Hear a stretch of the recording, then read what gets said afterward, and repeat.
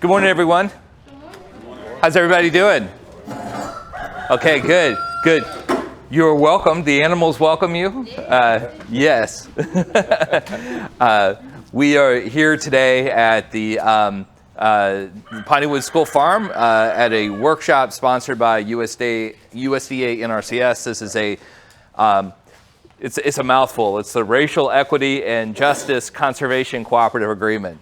So it's interesting, just the title of it, not the cooperative agreement. That's like the grant. That's the agreement. But the racial equity and justice combined with the conservation.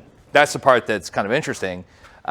We are specifically working with farmers in the community and coming to this from an approach for all of the workshops that we're doing here of connecting you with the underlying issues related to conservation practices, right? Today we're doing compaction and erosion, but we don't want you just to say, we're going to be competing with this guy right here. Here's the star of the show. He's got a really good presentation coming. But we want you to walk away from these workshops having a good understanding of the soil, having a good understanding of your land, and try to walk away with some tools to help you think about planning and designing your farm better. So the agenda for today, this is, I'm David Watkins, by the way. I'm with Up in Farms. Hello. And I'm Rockiell Woods. I'm with the National Center for Appropriate Technology. We provide education and outreach to all growers across multiple states. And we're in partnership with Piney Woods to assist with a lot of these endeavors and these other workshops that's going to happen across the course of this month and next month. So we want you all to be tuned in to these exercises, these workshops, hands-free. No question is a bad question. Please feel free to reach out to us. If your farm needs to be visited, let us know. We'll be more than happy to come out to your farm to assist you with whatever is needed on your farm. It actually, one of the things we request today is that you set up a time for us to come out and visit. We at Up in Farms are still under a cooperative agreement with NRCS for the next 2 months.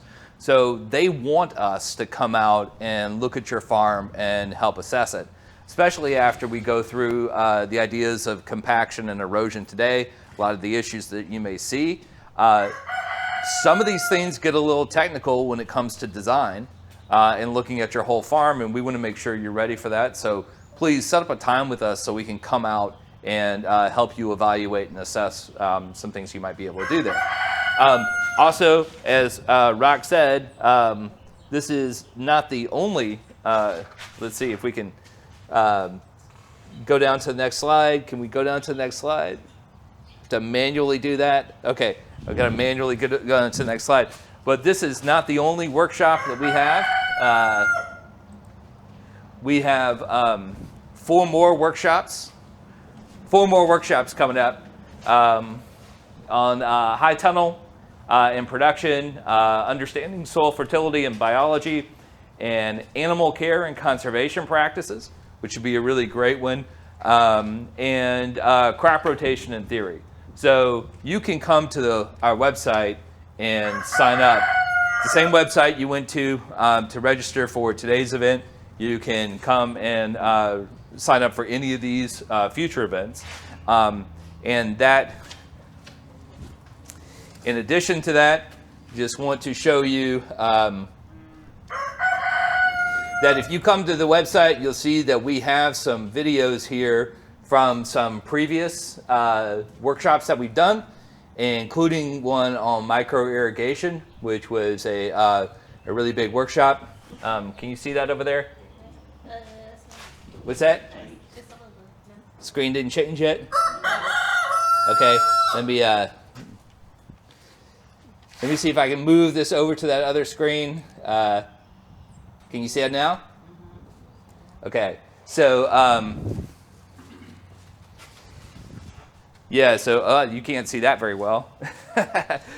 Trust me that it's over there, and that you can go to, all right, you can go to the website and you can look at the video on, in that, on micro irrigation, and also another one on let's see, on all right, sorry, that messed up. I was trying to be smart and put that over there on the other screen for you, and now it's too big. Can't see that at all. Excuse me for the technical difficulty here. I have to move over here so I can even see my mouse. Okay. Anybody see the mouse? Wait, where would it go? Where did it go? There it is. There it is. There it is. Okay. Yes. Whew, okay. So just so you see this, we're going to zoom out a lot. So we have this workshop here. This is the one with micro irrigation, so you can see that. Just come to the site and you can see these videos. All right, this whole thing will be edited out of the main video as we are working the technical difficulty. All right, okay. Now we're here in the video. All right, we'll close that up. Trust me, the video's there and it looks great. Looks great when you see it. This is uploaded to the website. Yes. So the one, it's a 3-hour training on micro irrigation, and so that's on the website. And then we have another one on farmscaping with, if you guys remember Justin Duncan. Anyone remember him when he came out here? Yeah. Oh, I heard a yes. Yes. So we have a really nice interview with Justin where he is talking about natural pest management on the farm and some other pretty cool practices. So you can visit the site and look at that, and also go and sign up for all the future events. So you can see that interview there, and we will post. What's that? Oh, he knows about the bugs. He knows about the bugs, but don't call them bugs because he will not like it if. That's right. Pests. Yeah, he knows about the pests. But we'll edit this video and we'll put this on the website too, along with all the other ones. I will say that the animal care and conservation workshop, that's going to be pretty cool. So we're actually going to talk about, we'll have a veterinary specialist here who's going to talk about how to care for livestock and look out for disease and how to intervene and such. And along with that, we'll talk about conservation practices along with it. Okay, now for today's presentation, we have with us Shannon McCarty from, she is a, yes, everybody, big hand of applause. Yes. And you are a supervising engineer? Yes, sir. Yes, with? NRCS. And where are you located? Pearl, Mississippi is our office. That's the area office. And I'm over the central part of the state, which encompasses about 21 counties. 21 counties, okay. So she is a supervising engineer. So she's an engineer. So we are very privileged to have her here with us today. And you've got a copy of her presentation here.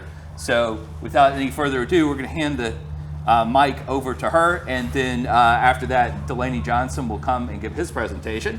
Hello, Delaney, and we'll introduce him. It just said, but you can stand up. No, sit down. No. But he'll come out here after that. Then we want to make sure that we get all your questions answered. It'd be really great if you talk to us about your farms after the presentations, and ask questions anytime during the presentation.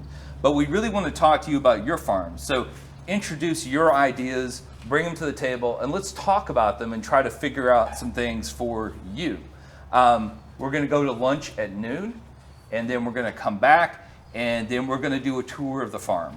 So we'll have a little driver on the bus, and we're going to go around, and we're going to look at actual spots on the farm that have erosion and compaction, and we'll dig a little deeper into that and talk about things that might be able to mitigate them. All right, without further ado, here we go. Thank you. All right, like you said, my name is Shannon McCarty. I work in an area office, so each county within NRCS has a field office, which would be whatever county your farm would be located in, that's your servicing field office. So if you needed any kind of technical assistance, you would go there, and then if they needed engineering assistance, they would contact me from the area level. We do have a lot of our NRCS employees here today, so I'm hoping what I talk about, they already know some of this stuff. And my topic today is going to be about erosion, which I'm sure all of us have seen at one time or another, whether you own a farm or you don't own a farm, okay? And so you have my PowerPoints here. I just thought it was easy so y'all could take this back and see some pictures and actually have something to hold as opposed to me showing on the screen. So let's jump right in it. What is erosion? Okay, by definition, erosion, it says it's a geological process in which earthen materials such as soil, rocks, and sediments are worn away and transported over time by natural forces such as water and wind, okay? Note that it says erosion is a natural process. This is going on whether we're here on the land or not, okay? However, those are important. Humans can speed up that process. Because of poor management or other human aspects, we tend to do things that may not be the best in terms of the land and the conservation of the land, so we can speed up that erosion process, and I'll talk a little bit more about that later.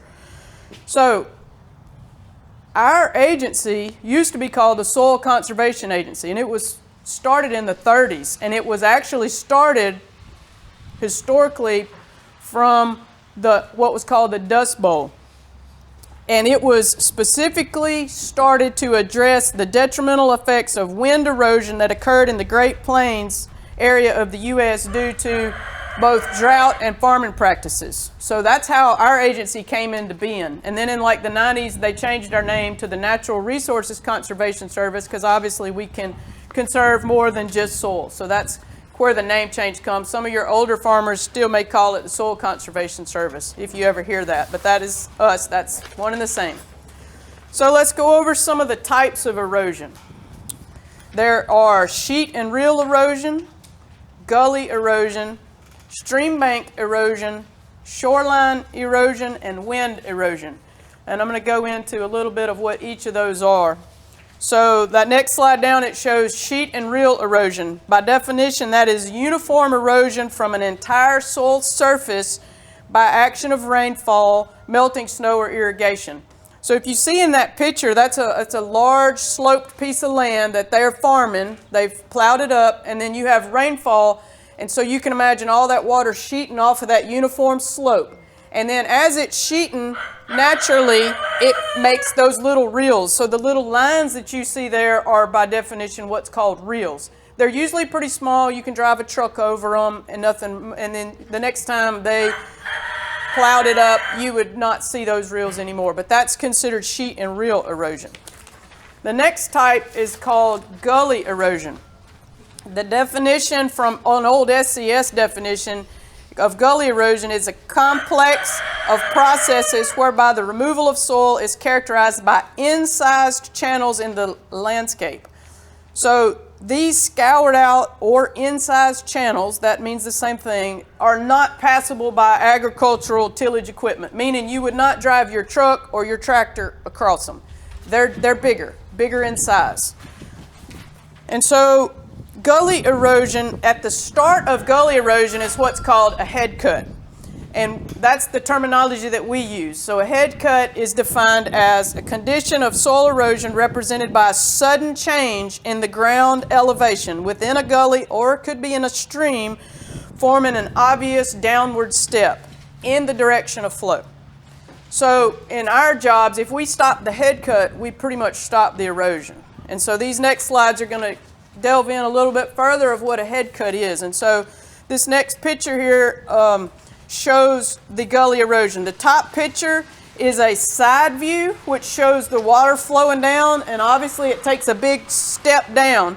And you can see that arrow is pointing back. So as water flows from your right to your left, looking at that picture, the head cut is going in the opposite direction. Because you can imagine as that water flows over that stair step, every time it flows, it takes another piece of soil particle or a rock with it and takes it downstream. And so the head cut's moving always in the opposite direction of flow. And then the green picture on the bottom, that's an overhead view of the same head cut. So you see there's a point of the head cut where all the water's flowing, and then it usually drops off and widens as it goes down, water flows deeper. And then that next picture shows you an actual picture of what, that's a pretty decent sized gully erosion right there. It's pretty large. That's about a 10-foot drop right there. And then on the next page, I got some other pictures that show you some different sizes of all of these are head cuts of different sizes. And again, you can see on that bottom left there, it looks like a little bit reddish soil. The top right, maybe a little bit sandier. I'm just basing that off of color. And so, you know, your soil would have plays a role into how fast these head cuts may move over time. If you have a heavier clay material on your property, you're lucky in the fact that those tend to move slower. If you have a real sandier soil and water's running over it and a head cut starts, it will tend to progress faster because you can imagine the sand, it doesn't have that binding agent like a clay does, and so it'll leave faster. So there is some speed is determined by your soil type and by the amount of water coming to that spot. All right, we're going to come back to gully erosion in a little bit. I'll talk a little bit more about that, but stream bank erosion is the next one. This is defined as the removal of soil, vegetation, and rock from the stream bank. You can see as that water's coming around there, it's eating up into the left side of that stream bank and creating that to erode away. So every time the creek or stream gets up a little bit, it's taking a little bit more with it. The next one is shoreline erosion. We don't have to worry about this too much because we're inland. And if you have ever been to our Mississippi coast, you know that it's pretty flat. But if you think of, I know over in England, the UK, they have a lot of this. It's been on the news recently in California. You've seen some of that. So where the tide washes up. So this is loss or displacement of land along coastlines due to action of water, waves, tides, and storms such as hurricanes. And so those areas like in California where you see the big houses built on the cliffs and all of a sudden now they're on the news because they're fixing to fall, it's a natural progression. We are the ones that built the house right there and didn't plan that over time things do move. So be mindful of that. And then the next picture is of wind erosion. And you can see that this is a natural process that moves soil from one location to another by the wind. The part that's unnatural of this is the fact that all of these pictures here are in black and white. Even if they were on a color screen, they're printed out, but they're black and white because these pictures are from the 1930s. These are the Dust Bowl pictures that started our agency.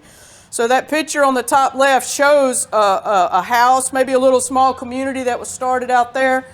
And what these guys did, they came in and they said, well, we're going to start farming. And this was prairie ground that was covered in grass. And they said, well, we're fixing to put the plow in it and plant corn because corn prices were high.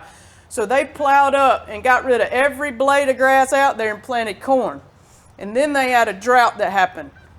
Now, naturally, that part of the world is a little more arid than our part of the world. We get adequate rainfall here. Out there, they typically don't get that much rainfall. So it was a combination of factors that affected this. It was the drought, but also they had plowed everything up, tried to put a crop in, and so then the drought happened. Naturally, out west, it's a lot more windier than here. You don't see wind farms around here a lot because we don't have the wind to sustain and generate power from there. But out west, you've heard about the wind farms that they put out there. So when you put all that in combination, that wind coming in, it blew all the soil right off the top. And you can see in that picture, that's a pretty impressive looking storm coming too. And if you see the after effects, that's a house. That's somebody's house right there in the top right picture. And you see he had a little fence, and so all that sediment built up by the fence. And then in the bottom picture, that shows a wagon and one of them old Model T-like cars that's pretty much buried up and all the sediment that drifted away. Interesting enough, I just read the book about the Great Dust Bowl. Since I work for the agency, I thought I'd read the book, not because I was doing this presentation, but just for my own personal knowledge. And it's really interesting read. If you're interested, I suggest any of our people to read it because I thought it was neat. But they were in Washington, D.C. and out in the ocean, ships out in the ocean, that when this Dust Bowl happened, the dust blew all the way to Washington, D.C., and they were choked out, and it got dark over there.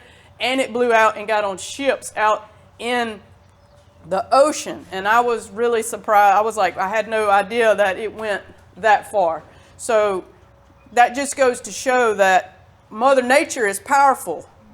But none of that would have happened had man not gone out there and started doing the plowing and the disturbing and using practices back then that were kind of against the way that piece of property or that land out there needed to be managed, okay? There's a reason why there's grasslands out there. It's because it's arid and windy, and those grasslands have sustained for many, many, many generations, but prior to us even coming there and worked fine. It's the minute that man came in and did something contrary to what that piece of property or that land lended itself to, and then you have major issues like this. But again, that's why our agency was started.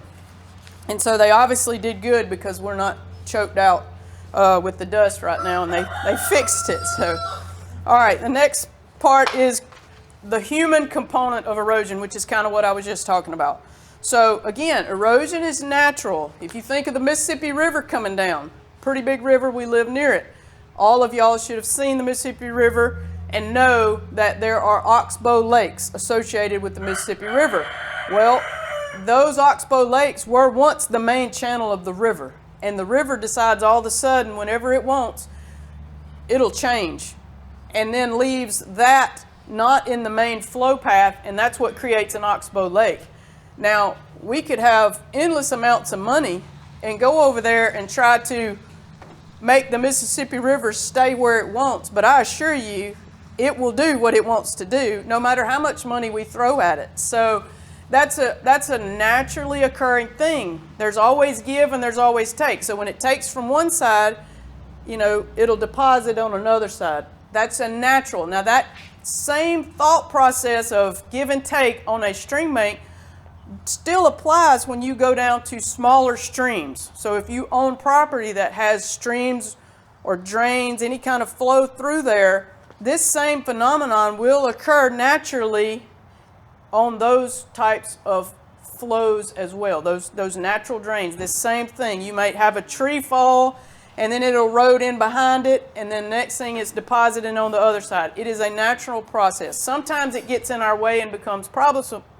problematic because of the location of where it's washing, and that's where we can come in and we can look at that. But also in terms of this same kind of erosion on these stream banks, there's still some of them that is be like the Mississippi River. There's just not enough money to address it adequately. So humans, again, speed up the process. Let's talk, what are some of the things that humans do that do speed up the erosion process? Well, we've talked about the agricultural. That's a big one because for long years, you know, we've thought agriculture, go plow it up and plant something. And that plowing up process is again, pretty rough on the landscape. Construction activities, that's another one. We go in and build. We build roads, we build buildings, we build cities, we build all kinds of stuff. Well, there's going to be some erosion going on during the construction process. That's a given. You'll see now we've come a long way. We know now at construction sites they'll put up the silt fences, and they do put in these best management practices is what they call, to try to eliminate as much erosion, whereas back in the 40s and 50s, if you said silt fence, no one would have a clue what you were talking about. So we have come a long way in terms of developing things that do slow down the erosion process in our activities. And then the third one I listed there is just a big one, is mining. Now, most mines do have reclamation plans, but in general, if they're smaller mines, I'm looking like smaller gravel pits, the smaller scale mining, you would possibly have some erosion off of that, but those are also held by law to have remediation practices that they do to minimize how much runoff is leaving their facility there. So let's go to the next slide. More about agriculture. I'm going to talk about agriculture. I'm going to focus on that one because we're not talking about mining here. So for agricultural, the agricultural impacts on erosion. The first one would be, again, like I said, the tillage practices for row crops. What happens when you go in and till? You plow up everything, turn it under, and what are you left with? Bare soil. Okay? Bare soil will erode faster than any soil with a cover on it. Another practice, spraying for weed control. What does spraying do? Well, it kills everything. The minute you kill everything, what are you left with? Bare soil. Okay? Next one, removal of trees by logging and not replanting. What happens? We remove all the cover, the trees, everything. What are we left with? Bare soil. Okay? Overstocking of livestock. I see this some. Just in general, you have 40 cows on 2 acres. The animals eat that vegetation, and what are you left with? Bare soil. You see the common theme here. If we leave it bare, it's going to leave. That's exactly what happened in the Dust Bowl. It still applies today. It's a simple concept. The land was meant to have vegetation and grass and cover on it. That's how it sustains itself. Because if you just imagine a land that no one has found. I'm being imaginary here, you know, before the Americas were founded. I mean, you came here and we had trees that were probably big as round as some of them trucks, and especially out in California, they got them big ones. I mean, all this stuff was covered and nature was handling everything. Was there still erosion going on? Yes, but it was at a minimal level, okay? And Mother Nature, the give and take there, handled itself because vegetation naturally regenerated and there wasn't the human component there disturbing and messing up the mix, so to speak. All right, and the last one is attempting an agricultural production on unsuitable land. And I'm going to go into that on the next slide when I'm going to discuss how do you minimize agricultural erosion. So the first one I said is do not attempt to farm on unsuitable land. Well, you may say, well, there is no such thing as unsuitable land. And I would argue the fact that, yes, there is, because every landscape has a way that it would best grow a crop. That crop may be trees.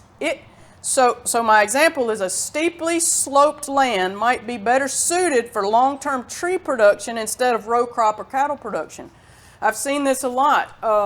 You get a piece of land and maybe, you know, it was just clear cut of trees. So you get a good deal on the land and you go out and you're like, whoa, I got my land, I'm fixing to start row crop farming, I'm fixing a cattle farm, whatever. And you go starting to put all these infrastructure in, your fences and everything in order to go do farming, and you're on steep slopes.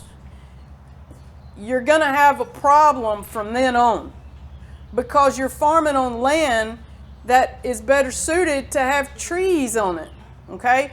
So I always go out and you have to look at the landscape, the lay of the land, where it's at, the soils, what kind of soils are underneath there. If it's sandy and sloped, oh my goodness, you're fixing to lose everything you have, and it's going to be on the neighbor's property and they're going to be calling and complaining, hey, all your soil is over here on my land. What are you going to do to get it back on yours? You know, it'll start killing their trees. I have seen erosion to the point where it flows under the fence and goes, because the erosion knows no property lines. Right. So it goes right on over and it's killed an acre of the neighbor's trees, and now he's calling, upset because his trees are dead. Because you're trying to farm a piece of property that in this situation that I'm telling my example here is best suited for tree farming. So when you're going out looking for land to farm, you need to look for, the land needs to tell you what kind of farming it needs to do. Okay, so the other example I said is attempting to farm in a floodplain. Okay, a floodplain is those flat areas next to streams and creeks. Can you farm in some floodplains? Yes. Not a problem. There's really fertile ground there. But some of them, when we have a 2-inch rain, that water gets out and covers it up. In others, it takes a 12-inch rain before it gets out. So again, knowing where the property lays from a topography standpoint, knowing historically what that property has done over time. Does it flood regular? Does it not flood regular? If somebody's there, oh, I've had this property 40 years, it's never flooded. Okay, well then that might not be so bad. But if they're like, yeah, well, you know, they got their boat tied to the fence so they can get out if they have a flash flood, then you know, okay, this may not be the best for me to put a crop in down here because you can guarantee that you might lose it. Or you might have cattle down there and you might lose the cattle if they're not afforded an opportunity to go further away if you've just fenced in that bottom area. And these are just examples that I have seen in my career where, you know, people get a piece of property and they think they can do whatever they want with it. And the answer at the end of the day is yes, you can do whatever you want with it. But this way of farming over here may give you way less headache. This over here, you're going to have a lot of money and inputs that's going to have to go in to address the fact that you're possibly on a piece of property that is unsuitable for the type of farming that you're trying to do on that piece of property. So, yes, sir. Would you recommend organic farming over conventional? You know, I don't recommend either one because it's not my forte. I know when to say I'm not an agronomist. I'm not one to know all of the ins and outs or the goods and the bads to both of those. I think they all have their place. Now that's my personal opinion. You know, at the end of the day, it's what your goal is for farming, and you know, maybe organic farming in some cases, in some situations, is the better way to go. But over here, it may not be because there's perhaps, you know, some more cost to input. But I don't go into that too much. I'm engineering. I deal with erosion, so I don't. If I knew more, I'd be glad to elaborate. But I mean, I don't want to put myself out on a limb speaking out of my realm. So Might you say that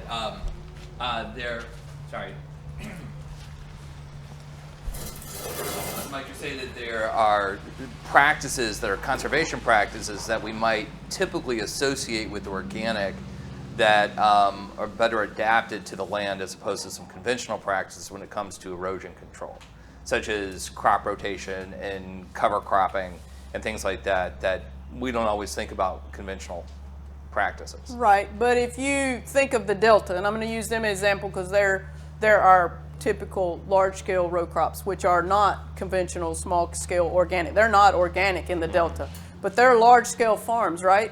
But they themselves do crop rotation and cover crops. And so they know that there's benefits to those practices, and they're not organic. So, you know, I look at them that they're doing those practices. They've adopted those conservation practices because they know. Because they need to for, but for it's the preservation flat. of But the they're land. flat. Right. So, I mean, the whole Delta is land leveled. So you have giant fields that from one end to the other may be only an inch in elevation. So they don't have to worry about the erosion. They're not doing it. Gotcha. They're not doing it for the erosion aspect because the Delta has less erosion than we do in the hills. We call it the Delta in the hills because the Delta's flat and the hills have the topography. So what you get with topography is faster water. Faster water is more erosive. So we may get into that with the compaction part of the presentation with when Delaney's up. But Gotcha. great, Yeah. thank you. Mm-hmm.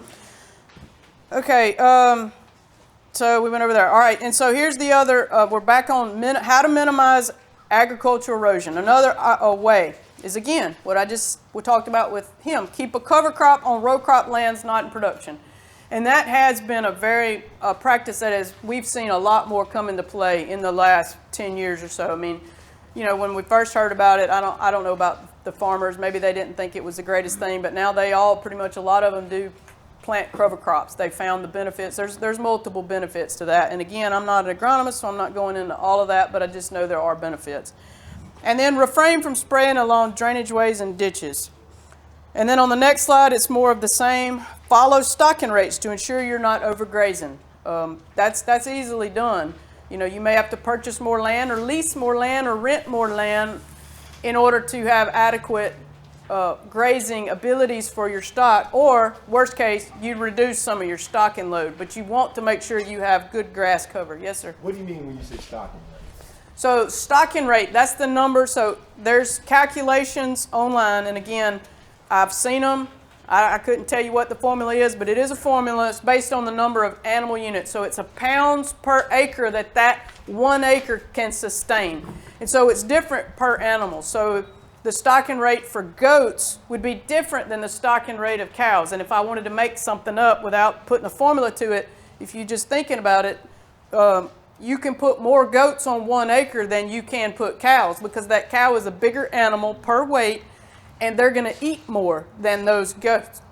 And so when you look at stocking rates, you have to, and then horses, they're in a whole nother ball game. You know, horses can eat down to the, they can gnaw it down to the dirt and kill the grass. Horses are really good at that. So you have to be mindful anytime you add a horse in there, they eat differently than a cow. A cow will eat down, but they won't eat down to the dirt, where a horse will. So, and goats are typically browsers, so they're going to be looking for everything else, and they may want to eat up and the bushes along the fence row and that sort of thing. So the type of animal you put on there is important, and then to know, okay, I have X number of acres, and then of that acres, how much is wooded, how much is grazable, and so you then can calculate how many acres of grazable land you have, and then there's formulas online to do the calculations, and they're pretty simple calculations. It's not difficult at all, but I don't know what that formula is, but that's what I mean when I say stocking rate. So know what animal you have, what that stocking rate is.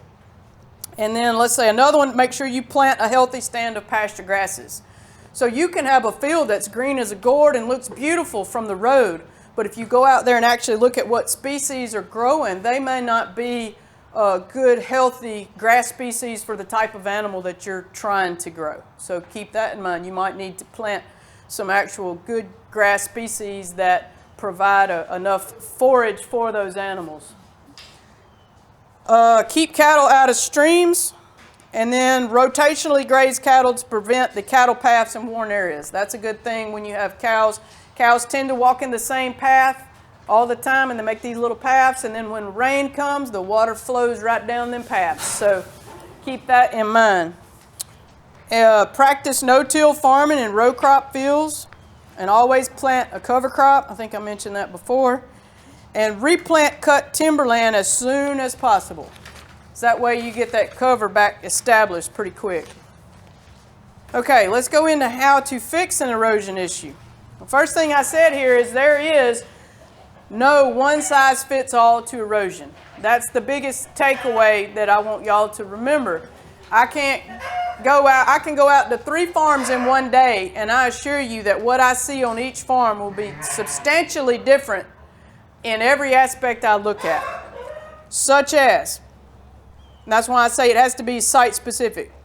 And that's because the topography is different at each site, and topography affects the drainage area at each site, which also affects how much water you got coming to a particular point.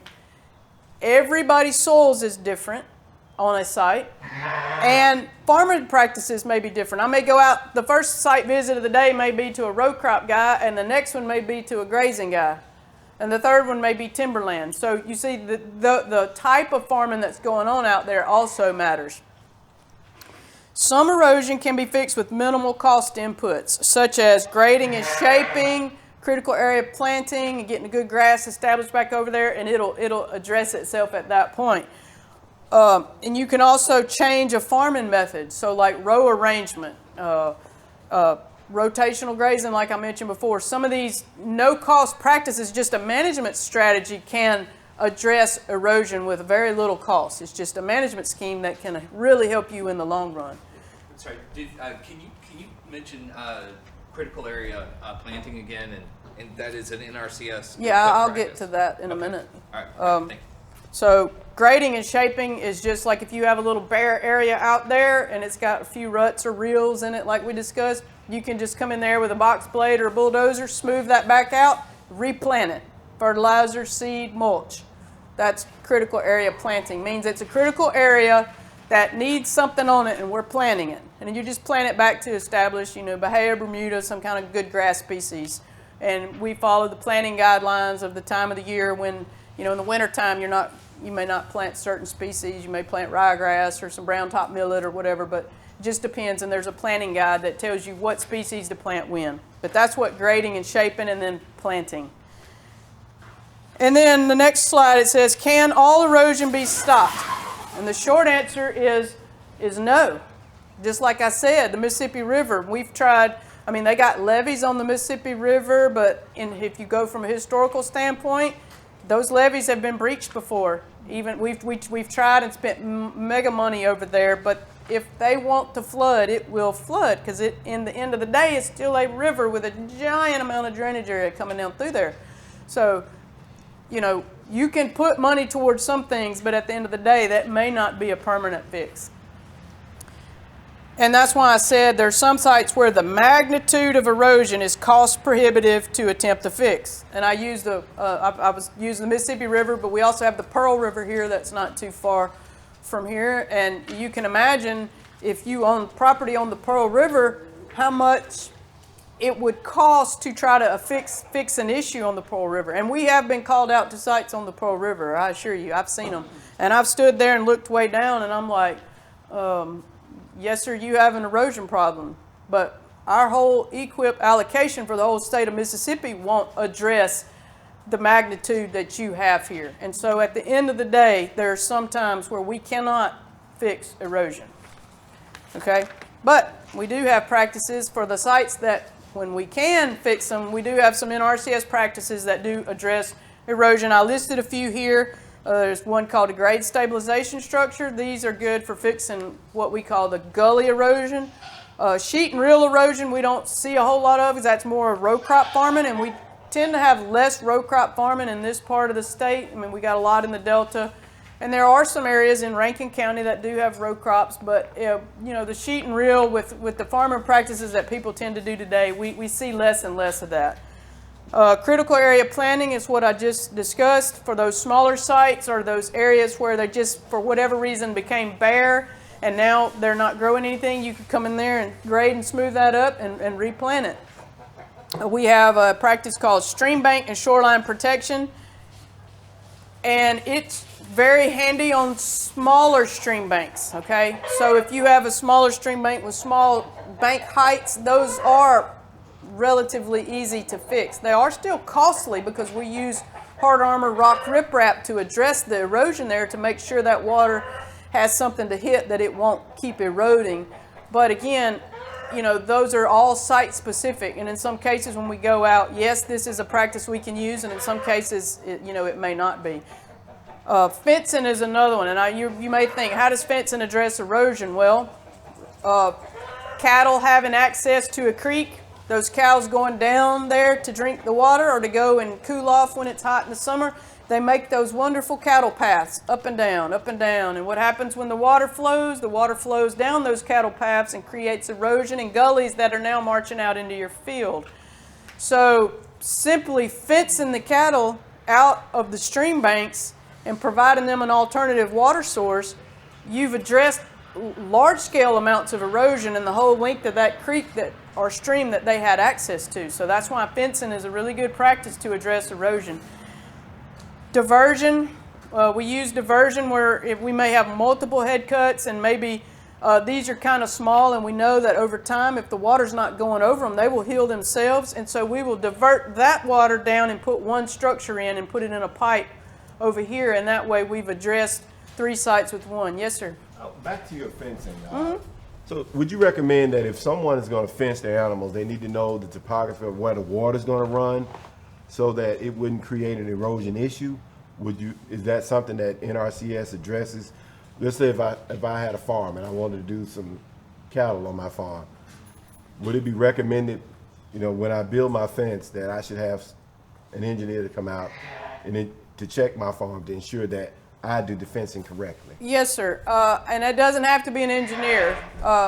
So, a lot of our technicians and soil cons, and we have an agronomist, and we have lots of people on our staff that know a lot of these general basic concepts and can come out. And I personally do prefer that a farmer comes on the front end, because we can address multiple thought processes of what you should and should not do. We can only give suggestions. At the end of the day, it's the farmer's decision of how they want to put the fence and where they put it. But we can give those suggestions before the fence is built, because 9 times out of 10, we get that call after. I got a problem. And usually it could have been addressed if we had that discussion on the front side. So I always I'm going to err on the, hey, let somebody look at it. to assess what's your ultimate goal, where do you want, and go from there, because it does matter where you place that infrastructure, and you can put it in and then have less headache down the road if you put it in places that may not be problematic due to drainage and topography and that sort of thing. And that is something we can all look at. How much does it cost for NRCS to come out to a farm? It's free. So, I mean, coming out, we look at anything. We give It's technical assistance all day long. I mean, that's what we call it, conservation technical assistance, and we can look at it and address, and that, goes to anybody. We can help on the front side or help on the back side. So, but I prefer, if you're going to be putting some solid infrastructure down, to me, I mean, it would be better to get a few opinions before you just put it down and might make a problem, because a fence is a costly item that is not easily moved in some cases. So. Can we, if we do it like a home, I guess they home-based started for like a little garden, can we still call NRCS for that, or does it have to be a larger scale farm? Oh, it's any size. Okay. They'll come out and look at any size. Yes, ma'am. I think, how many farms here are specialty crop growers? Or you're growing fruits and vegetables? Yeah, how many are row crop growers? How many are livestock growers? All right, so we have a combination here of livestock and more specialty crop. Okay, excellent. All right, another practice is the conservation cover that we talked about. That's for the row crop guys. Basically, remember the slide back where I talked about bare soil, and the common theme of erosion was bare soil. So if you just keep in mind that I need cover on this all the time, it's no different than the roof on your house, okay? That roof protects us from getting wet during a rainstorm. Well, that cover protects that land from eroding off, and it's dramatically. We've got a rainfall simulator that they take out, and if you've ever seen the rainfall simulator, and there may be videos of that online that you can just search rainfall simulator, it's really interesting to see that work. And what they have is a simulated rainfall. And then they have different covers. They'll have a bare soil, a cover, and 3 different other kind of cover types. And then they've got buckets hanging off, and you see the runoff coming in, and it's very visually eye-opening, so to speak, because the bare soil, that runoff water will be chocolate milk, just really nasty looking. And then the one with the good cover, I mean, you were like, oh, it's not too bad, pretty clean. And it's very visually. And you'll remember that. And so you're like, oh, well, I want this all the time because I don't want that. That's my land leaving. So you do want to keep a cover on it at all times.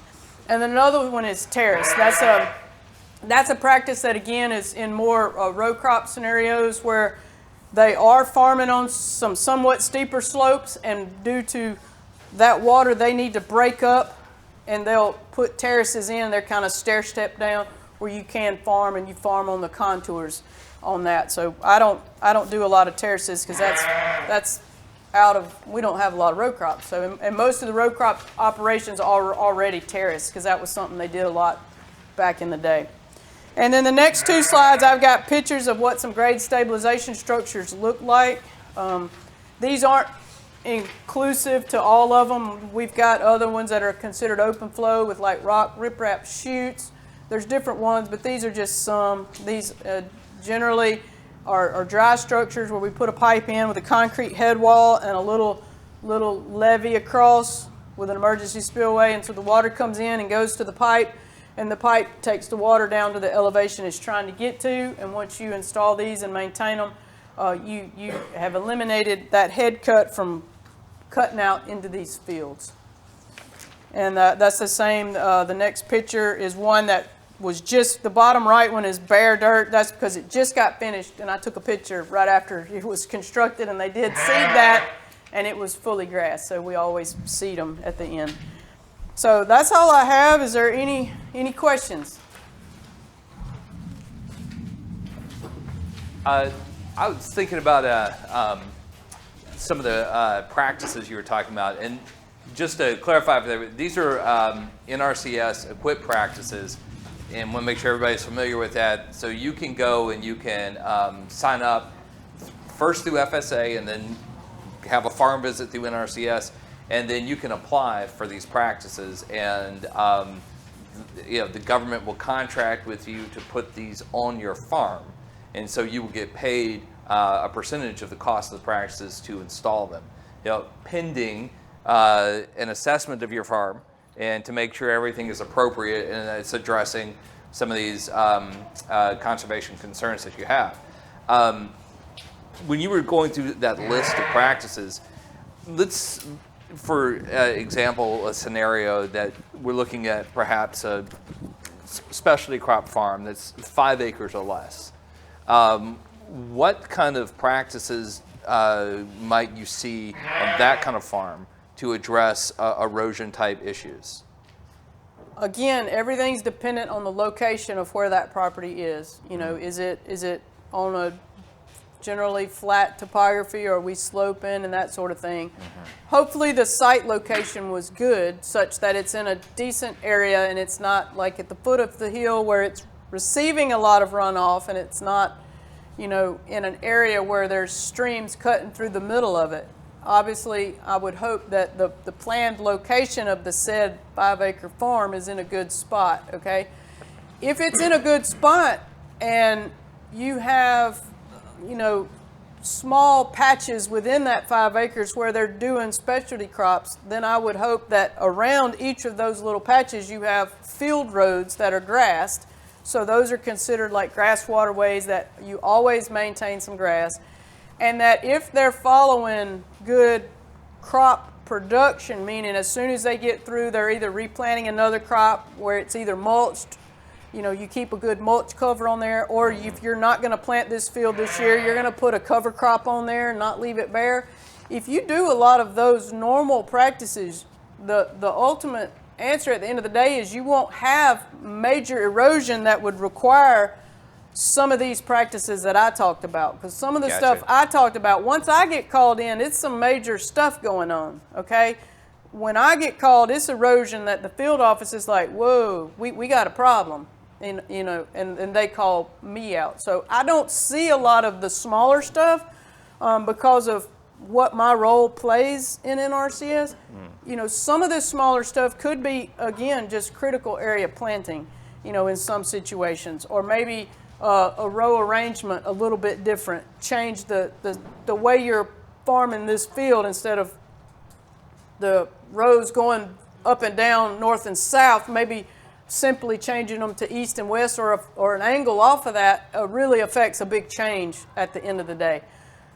So and terraces, those are for large, much larger fields. Terraces are huge. Diversions, you would see something, a small diversion. But again, we're talking about really small scale when you're looking at 5 acres. And again, if you go back to where the placement of the farm is, if it's in a decent area, you're not going to need all of these practices because you had the forethought at the beginning to plan out my location. It's no different if you wanted to go build a house.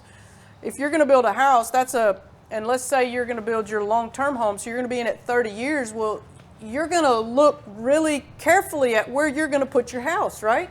You're not going to go to the first piece of property and say, I'll take it, build it here.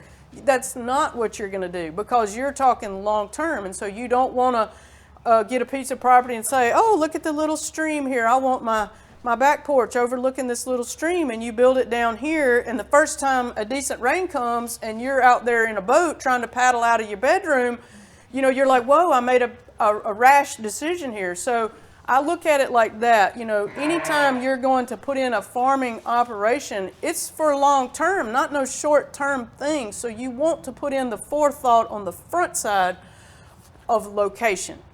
If you have a farm and you've already got it and it's causing you lots of problems financially because of continual issues with some of the same, maybe erosion or some of this, then at the end of the day, you start looking at topography and drainage. Well, maybe that farm isn't located in the best area. Maybe that piece of property is best suited for something else, and this site right over here would have been the better situation. And just at the time, you didn't have enough knowledge of farming and the concepts related to it to know that this site is marginal or poor, but this site's better. And so you may have to move the operation. In some cases, a small scale 5-acre farm of that sort might not be that difficult to move. When you're talking about animals, you're talking about hard armored structural practices like fences and things. That's a little bit harder to move, which is why you brought up, yes, we would like to come out and help you plan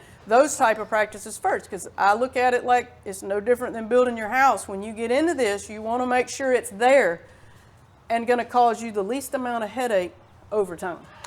I think that the house is a great analogy. You know, it's like the bed of crops is the same as the bed in your bedroom. You don't go out to your land and, you know, put your bed out there and say, okay, now let's build some walls around this, you know, without thinking about your foundation and everything else. You want some plans. And it's really interesting to hear that that we think erosion, or I think erosion, and I think, oh, I see land just moving down. But there are a lot of varieties of erosion as we see, and not everything has to be a really big, expensive venture that involves engineering and construction and, you know, land shaping and forming in order to prevent erosion. A lot of it can be done just by what you plant, if you're planting in the right place.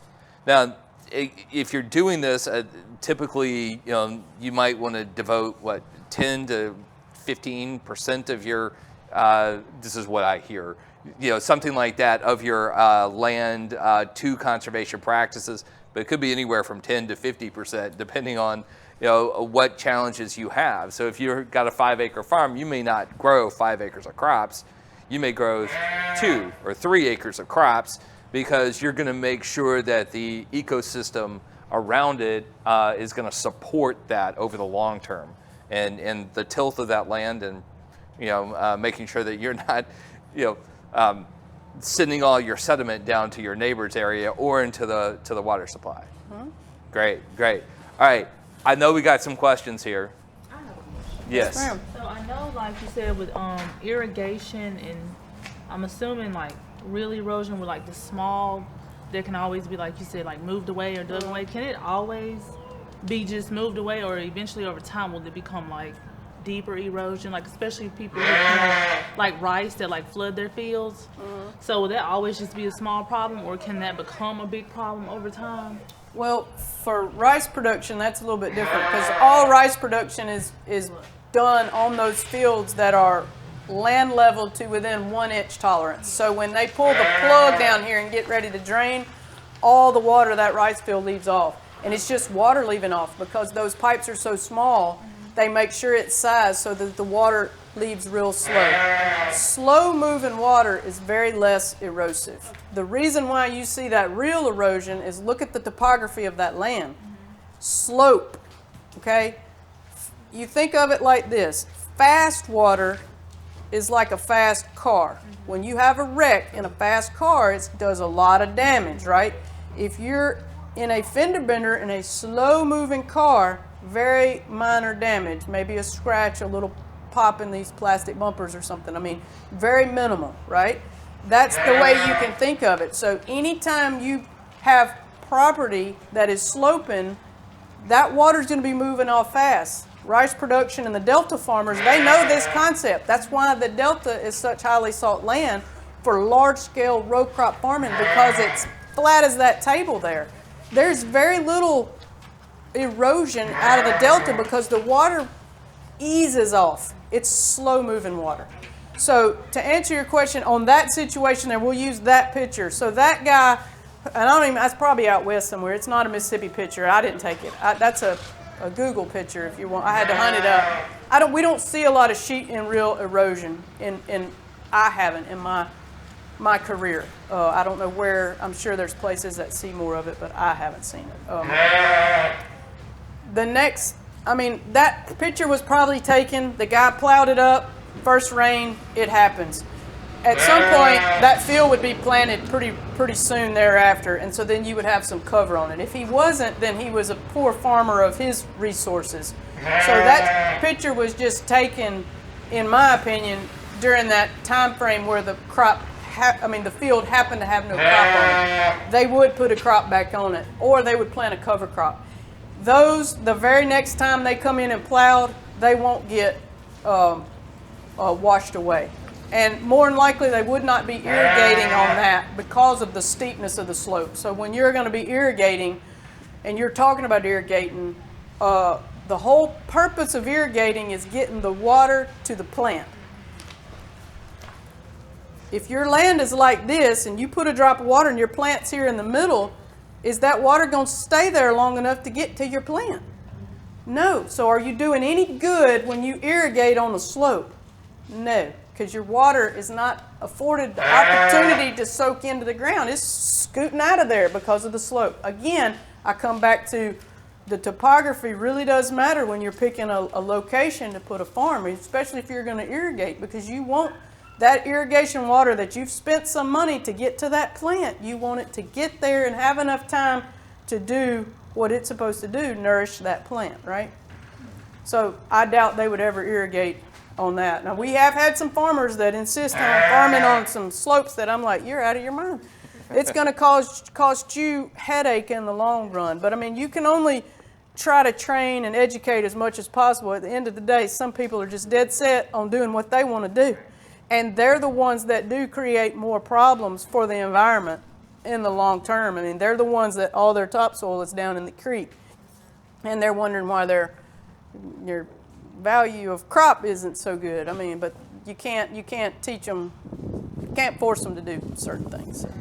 Is part of the reason of having a good cover crop so that you can have a canopy so that it prevents the rain from hitting the ground directly and there's less disruption of the soil, and which would cause more erosion?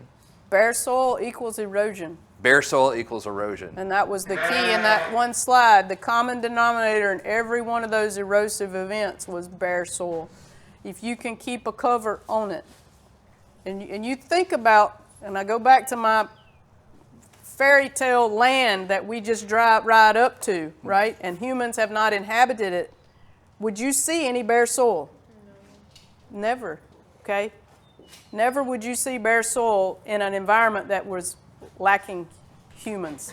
The minute we come in, we're the ones that want to introduce, oh, let's plow this up, let's take this out, let's spray this, let's bulldoze this. That's where the bare soil comes in, and that's where the erosion happens.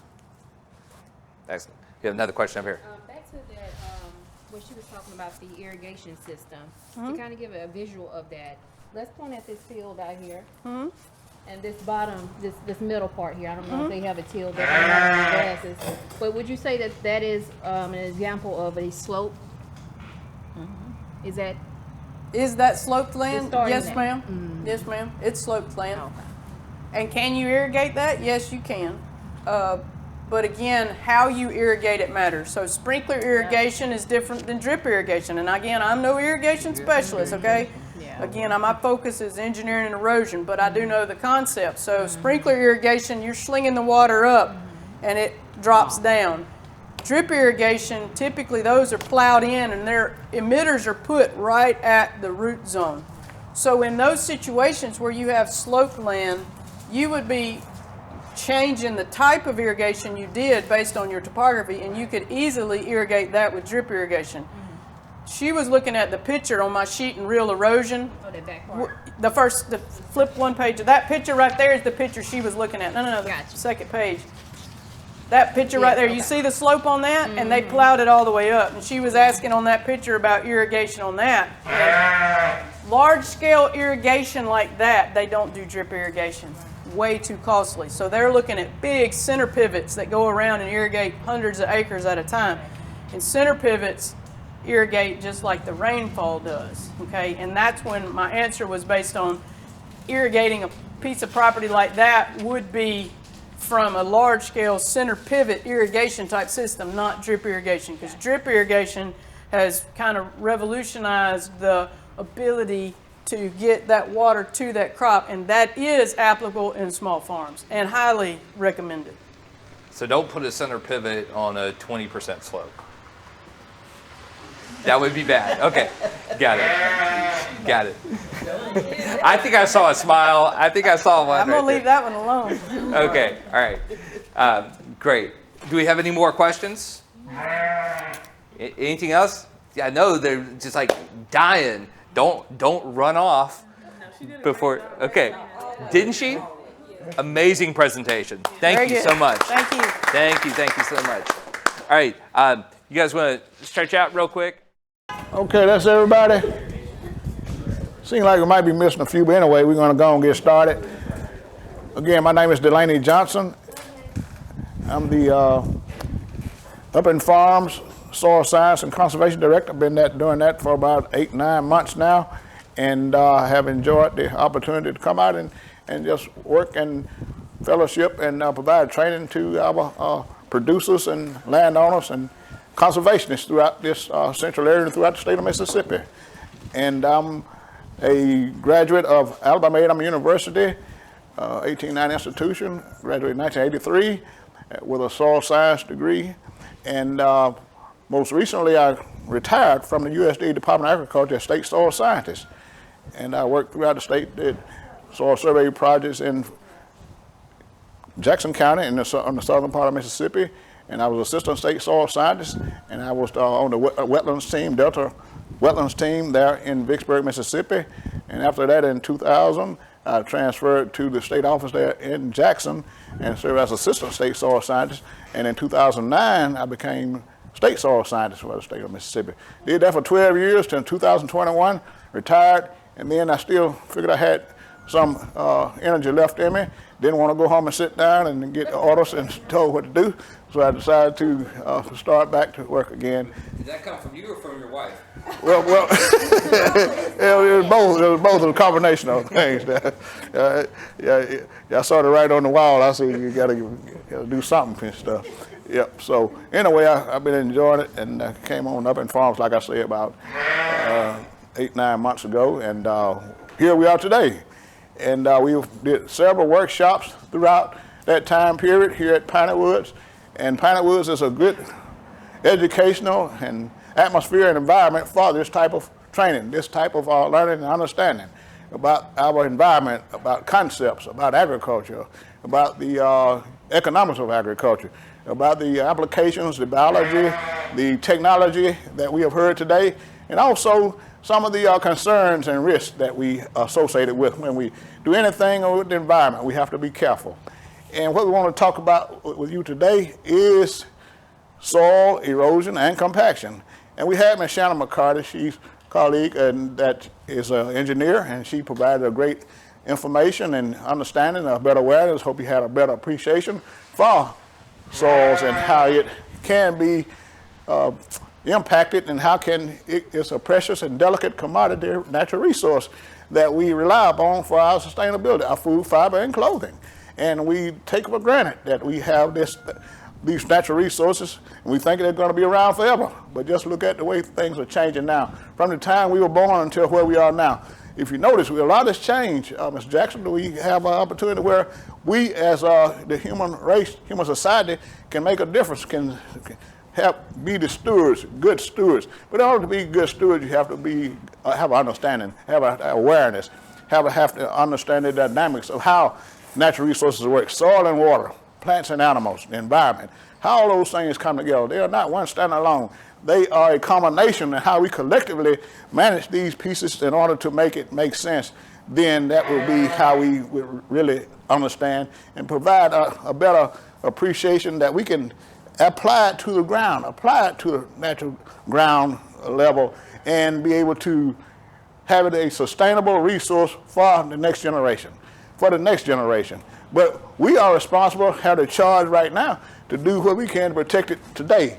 And that's what we want to share this information with you, in order that we at Up in Farms can show that we are a resource that is available and on site, that we really take serious the application, the training, technology transfer on how to better manage our natural resources in conjunction with the Natural Resources Conservation Service that we see have a lot of our employees here today, and they are the next generation. Some of these employees may have not been born when I first started working, David. So we want to make sure that we pass that information along, that they will have that good applied knowledge to bridge that gap from what was back then. Like Shannon was saying, the soil erosion service, then what we have now, the Natural Resources Conservation Service, bringing all those pieces together in order to have a common understanding of what we're dealing with. We know that climate change, global warming, we have those buzzwords that we've heard here in the last 5 years or more, but at the same time, they are significant because it is an indication of something's changing. So that's what we want to do today. Give you the tools to, when you see things on the ground that are certain changes, you'll know the what, the why, and how that happened, and not just look at it and say, oh, something's different, something's changing. But this is why it's doing that. So without any further ado, soil compaction. It's the densification stress applied to soil. How many of us have just the weight of our bodies? When we walked, we are doing some, what? Compaction. We're compacting something. Although I'm on concrete now, but if I was on solid ground, I'd be packing. Then you on a grass cover, then you move over. Then what you see where you have depressed something. So in other words, you have depressed some of the juice, the energy, the air out of that grass that you were standing on, right? Okay, no different in soil compaction that we are trying to relate today, and it impacts how soil behaves from that point forward. And we're going to stick to the agriculture world because we can talk about all other different areas, all the traffic and building and foundation and suitability, barrier strength. But right now we're going to stick with agriculture today because that is what we are here to learn about. In soil compaction, air is displaced from pores between soil grains. You're pressing some air out of it. Every time you lay down, Mr. Shelby, in the bed, you're displacing something. In the mattress, something's being displaced, So what we're going to look at is how we displace soil and then how it behaves and reacts. Because you also impacting life because we're looking at the soil, we're looking at the soil surface, so we'll talk about that in a minute. But compaction is compression that presses the transport of water and air. And we're going to look at how that affects the whole scheme of things, what we want to relate to you today. Next.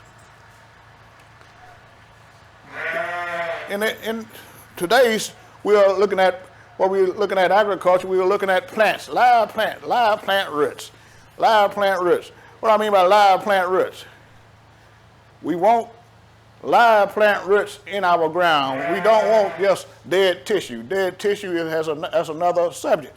But at the same time, we want live plant roots because live plant roots is what the plant used for sustainability in order to retrieve its nutrients, retrieve its water from the ground, from the soil, and it has that ability to find crevices in the soil in order to penetrate down, because to find water and nutrients, it has to go down. It has to go down vertical at that tap root, and then you have fibrous roots that go horizontal, but at the same time, you want to go find ways down vertical. Because anytime you find the water is always going down because of gravity. And and you looking at these roots, you don't want any type of disruption. You don't want any type of resistance. And because we said compaction, we said when you press, it removed air and water. So when you depress something, that removed the pore space where roots would have had a chance to penetrate and find nutrients and water, but it no longer has because it's been intercepted. So these are one of the main things you want to make sure you have good pourable aeration, good porous soil. I'm pretty sure we are conservation, we all know about that. And your farmers, your landowners, your tillers, you know about soil compaction and how that impacts. Next, David. And we're looking at pore space. We said air and water, air and water. Each soil clod, that's something I learned years ago. It's surrounding each soil particle. Each soil particle, even a grain, even a silk coat size, it has a film of water and air that surrounds that, okay? And then that's what causes you good pore air space that is allowed for plant roots to penetrate also. But also you see on this left picture right here, you see just blue. So what would you think here? Okay, the water has been displaced by air. So this is not a good sign right here as far as good plant and root distribution because it's going to be waterlogged. And when you have a waterlogged condition, it can't breathe, then you're on a different environment because it can't receive oxygen. Your plant roots can't receive oxygen. So therefore you have a condition where it's not beneficial to the plants. And also you see where you have other distribution, your plant roots and your microbes, and all this stuff is going on at the same time in your soil. Oftentimes these are things that you can't see with the naked eye because they're so small and minute, but this activity is going on all the time. And we talked about soil health. You probably heard Shannon mention soil health, where you have microbial activity going on in this particular area zone all the time. And you cannot see it, but at the same time, you know something is at work. It's not mobile, and you can't see it with the naked eye, but you know something is taking place. But this is allowing for good aeration and pore space, what allows for your microbes to take place and travel throughout. You're allowing for good aeration and pore space. So that's critical as far as good plant, good soil material, good productive fertile soil. It has to breathe and it has to have water that water can maneuver throughout, so your microbial community, your microorganisms can move throughout also. Next. Soil problems for gardeners. What are some of the soil problems that we have? Resistance to rooting. We talked about how it impacted root growth. Good root distribution, good downward movement of roots. That's the main thing you're looking at for good soil conditions in a garden or in a patch or in a field. I know what we used to call them years ago. We used to call them just patches, where we had you clean out an area and then you started growing your crops, or your vegetable crops, your peas, your butter beans, your okra, squash. But at the same time, we did it because we know it has some significance to good planting quality and good root distribution. But over time, we have come to know different techniques and why that we tilled the way we did, but we did not really take into appreciation the compaction that was probably a concern at that time. And sometimes we had good ground that grew over here, and then sometimes it had some ground in that same field that it didn't grow quite good. But we knew that it didn't grow, the yield was not as good, but why behind the understanding why it was not as good and productive. It may have been something like, say, simple compaction problem, that water was not getting down to where it needed to be in order for the plants to take it up. It had poor drainage. Your essentials were, in order to collect your essential nutrients, nitrogen, phosphorus, potassium, calcium, you have to have that good aeration, good pore space in order for your plant roots to be able to network through those systems and be able to extract those nutrients from the soil. So in order for that to happen, you have to have good, porous, aerated soil. Next. Could you, I've heard you mention the terms before, percolation and infiltration. Could you tell us what those mean? Percolation is the movement of soil, water, moisture throughout a soil zone, a soil layer. It's the saturation, it's the movement of that water. It might not be saturation, but you have some moisture. But an infiltration is the downward movement, vertical downward movement of water, how fast and at what rate it intercepts the soil and moves down. And we talked about, like Shannon was saying, in sandy soils, you have little resistance, you have poor structure, so that water's going to shoot right on down. But in a loamy soil, which is your prime soil for farming operations, it's going to hold and restrict that water movement. It's going to retain it for a while in order for plants to take it up. But you have a clay soil, most times it's going to have trouble infiltrating because it's clay. The plots are so tight together that it does not go down, infiltrate as it needs to. Then you have a lot of what we call runoff, surface runoff. Then that affects what we talk about erosion. Then you have a high erosion rate, and you did not have infiltration of the water getting down to the plant root zone where it needed to be. So you have where you have soil textures come into play. You have sand, you have, which is the largest mineral size fraction. You have silt, which is the medium size fraction. And you have clay, which is the smallest size mineral fraction. But what we call loam is a combination of all of those things, sand, silt, and clay. It's a combination of mix, even mix pretty much. You're looking at about 25% clay, and then you're looking at about the other constituents are about 40% silt, about 40% sand. And then what we call a loam, that is your prime soil texture that we favor as far as agricultural production. And if you do not have those, then we have to find ways to overcome those limitations. You have an area that has a appreciable amount of clay in it, then there's certain crops that are suitable for that you might want to grow because it is not very well suited. It's probably somewhat suited or limited suited. But when we see prime land, that's more or less loamy textures. That land, as far as I know your tax value on prime land, then that is higher than your tax value on land where you have just all clay or floods on a regular basis, or have some type of limitation such as slope or whatever. So loam, keep that in mind, is a mixture of your sand, silt, and clay. That is your prime type of management land type, soil type that you want to use. Okay. Hard pans, what are hard pans? Hard pans are compacted soils. Hard pan, it can be as hard as this concrete that we're standing on. Get that bag and pass it around.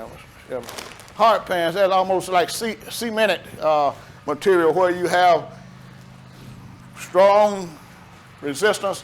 It has become cemented and it's almost formed a pan. And how would you think that would be as far as trying to farm it, trying to crop that type of land? And that's pretty much what we are dealing with in some parts of the state. Like we were saying, now that might be good for growing like cedar trees, Christmas trees, where, but it's not good for cropland. Okay, so there's no such thing as a bad soil. All soil, well, it's nothing I can do with it, but it may just need to be left alone and be able to be a non-farmed area, may be able to be a green space. That's what we look forward to today as far as climate change and stuff. So we're looking at also what we call drainage problems. It causes drainage problems. Excess salts. How do salts work? If they don't dissolve, what happens to salts when you are cooking and you have if you boil your water with salt in it and then you drain it, you see some salt residue that accumulates along the rim of your pots or pans and stuff. So that salt, it doesn't go anywhere, it just changed form. Okay, now it's a precipitate. So where is it going? Okay, it's still left around. Plants don't need it. Plants don't need that salt in order for them to have a nutrient. So that salt has become a what? A nuisance. It has become a contaminant because it's no longer necessary, but it's still in that system. It's still in your soil system. So that is some of the things that we look at as far as trying to remove salts from the system. So how do you prevent that from happening? Look at your soil first. Look at the soil type. Look at the condition, and look at the irrigation type of whatever type of water that you apply to it. Look at how you're going to apply that. Get some information, get some guidance on how to apply different fertilizers that on your ground. But we're talking about removing ourselves from fertilizer. But at the same time, there is a fertilizer application because people still use fertilizer. We still have some conventional farmers out there. We still have some conventional farmers that David said we have to fertilize every year. I have to use my triple 13 every year, otherwise I won't have a successful crop. We've come to find out that that's no longer the case. I mean, you have to have some amendments, some synthetic constituents, but at the same time, you're trying to graduate yourself back to letting the soil do what it can naturally do on its own. That's what we call soil health, soil conditioning, soil improvement, soil fertility. Letting the soil be able to function and do what it can do on its own. And that's what we're going to try to encourage this as we move forward into our training sessions, is how to let the soil behave and function back to what it can naturally do on its own. We heard Shannon say the word natural. Naturally do is what those are, the biological community, microorganisms, they can be able to sustain on their own if we leave it alone. It's like when a scab is on a sore. I mean, you keep pulling that scab off, what happens to it? It won't heal. But you leave it alone, that wound, it's going to heal by itself because you have all the agents there to make that happen and stuff. So that's what we need to be aware of in our agricultural practices as we go forward. Okay, Dave. I was wondering, with excess salts, do they take up space down there, or do they tie up other valuable nutrients? They intercept and they tie up other nutrients because you have to have that salt. It's a what we call it inoculates, or it's a serve as a retardant for nutrients being available to plant roots because the salts are not something that the plants are looking for nutrients. and then it intercepts or prevents. It serves as a wall in order for it to receive the nutrients that it needs, and also it ties up other nutrients that should be available to the plant for uptake. Applications to all lands having adverse soil conditions which inhibits plant growth. Okay, compacted layers, we talked about that. Restrictive layers, pretty similar to compaction. Restriction is preventing something from going to where it wants to go or where it needs to go. Okay, what we call restrictive layers, then it has some type of tightness, some type of condensity that prevents roots from being able to penetrate where it needs to go in order to find nutrients. And then where you find some resistance, what are you going to have to do? More energy has to be exerted. More energy has to be exerted in order for it to penetrate through something that's resisting. So whenever you got to exert more energy, what does that happen to the plant? The plant got to tend to trying to figure out how to get down to where it's trying to find nutrients, but it's not put on in the growth because it's using energy trying to get to a source of nutrients. So you're looking at yield, it's going to affect your yield, it's going to affect your quality of your plants, it's going to affect your crops because it's spending time using energy that it shouldn't have to use because of compaction and restriction. So what we want to do is find the least opportunity for plants to be restricted, find under some type of pressure that will prevent it from being able to get to the nutrient source and water supply that it needs in order to just continue to grow, put on yield, put on health, put on vigor. So that's one of the problems that we have as far as soil compaction in agriculture. David. Common names for compaction. We've heard them all: hard pans, plow pans, tillage pans, clay pans, traffic pans, dura pans. All these, well, all of them are pans. Pans serve as a catch-all for all these different types of concerns or restrictions in their terminology. Hard pan, plow pan, tillage pan, all these different things. It serves as restrictions. And oftentimes all these are up near the surface, right below the surface, right below the growing rooting depth, right below that rooting depth, right inside that rooting depth. And that's what we have to be mindful of, that we do not allow this to happen. So how do we overcome these limitations?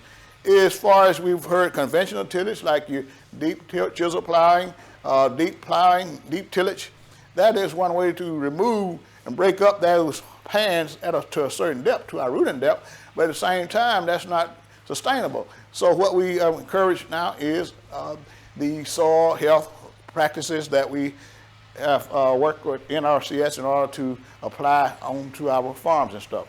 So we'll also go into that in a little bit, but in other words, we have to remove these different pans in order to get that compacted zone out of the way, because that compaction, like restriction, it is not beneficial, it's not good for crop production and plant productivity. Next thing. We see where we have good root distribution, and we see where we have over here have root distribution going through layers. But this is what we want to see: good root distribution, good aggregate stability, and good penetration, that roots can get down and intercept and connect and interact with the soil particles, the soil beds, in order to extract nutrients. The roots do not extract nutrients on its own. It has to have some pressure. So in order for what we talked about earlier, aeration, pore space, then it has to be that gas, that vapor, where roots are able to exchange gases, exchange nutrients, exchange. And then what we're talking about is changing gases. Now we are talking about a living system, that living community down there. Those microorganisms are the ones that are making that happen. We're talking about something that's living. We're not talking about something that's dead, that thing just happened automatically.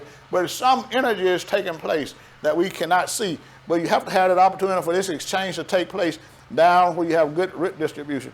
And over here we have your blocky material where you have the resistance of penetration of the roots. And where we see that plant, the stalk on that plant is what? What color is it? It's brown, because it's not getting the type of moisture, not getting the type of nutrients that it needs, because it has to go through so much in order to get where it needs to be.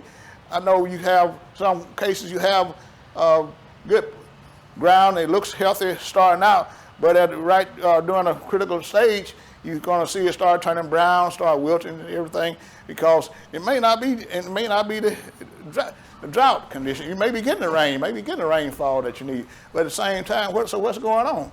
Okay, you look down, and it might be that it's not being able to penetrate down to the depth in order to get the right moisture that it needs in order to stay healthy, and it's under some strain, under some resistance, and anytime you got some under stress, then it's using the energy where it not needs to be.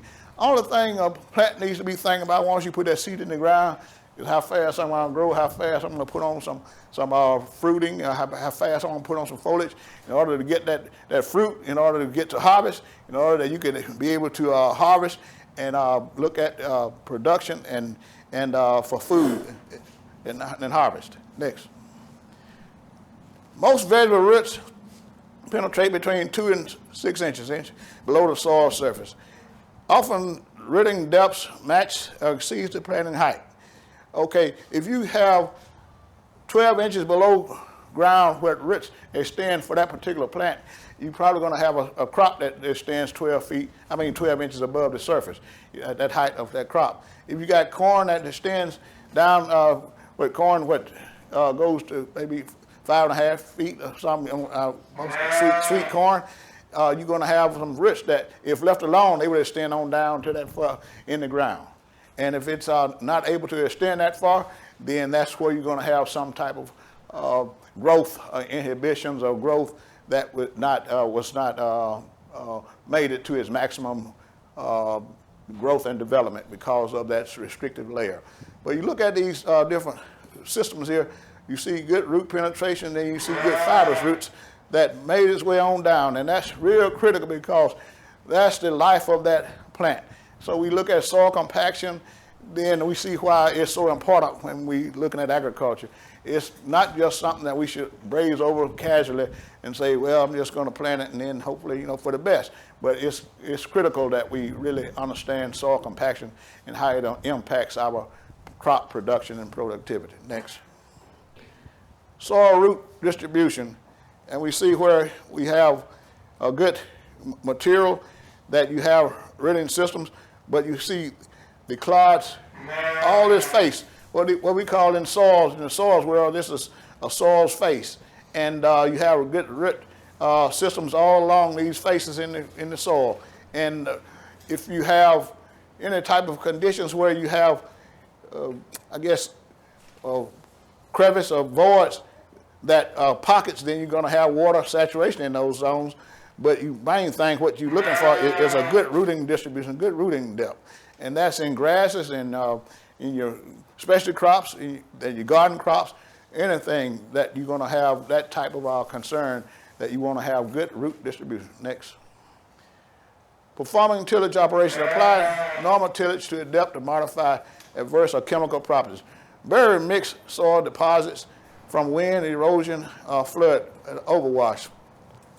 Then what you want to do is have a good mixture. When you have good rooting and distribution and mixture, then your continuous practices that you have already applied, soil health practices, residue management, nutrient management, conservation tillage, all these things help to churn and mix the soil materials, your organic matter, your previous year's residue, like you had corn stalks, or any type of residue, what you have, do not remove that.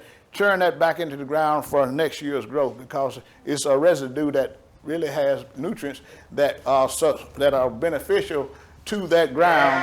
And then once it decomposes and once it goes back into the ground, then it brings about new life, because once that residue goes back in those plants and roots, then you have another opportunity to improve the condition of your soil, because we did say soil microorganisms, they serve in the decomposition of your plant matter. And it really, one of the things that organic matter does, it helps aid in reducing soil compaction and soil clotting. So that is some of the things that we need to be mindful of. So, so if you want to grow some specialty crops, so you're out here and you're ready to grow, yeah. Your land may not be ready to grow yet. Right. And so you're going to want to do a deep tillage first. Right. When you come out there to bust that land up. Break it and up. Then then you come back and you build the organic matter Right. into it. Is that Right. correct? That's what I would recommend, Dave. A deep tillage or your first time, if you have an area where you have has not been gardened in several years, and you're not well, it may have been a part of your yard, part of your lawn. Okay, what I would encourage is do a deep tillage, disking and plying tillage to break it up. Break up those clods, break up those big beds. And from that point forward, then you practice minimum tillage. Then you practice your soil health practices, your soil conditioning. But at first, you have to break up those clods because the soil, if left alone by itself over time, is going to compact itself. You ever heard what we call settling?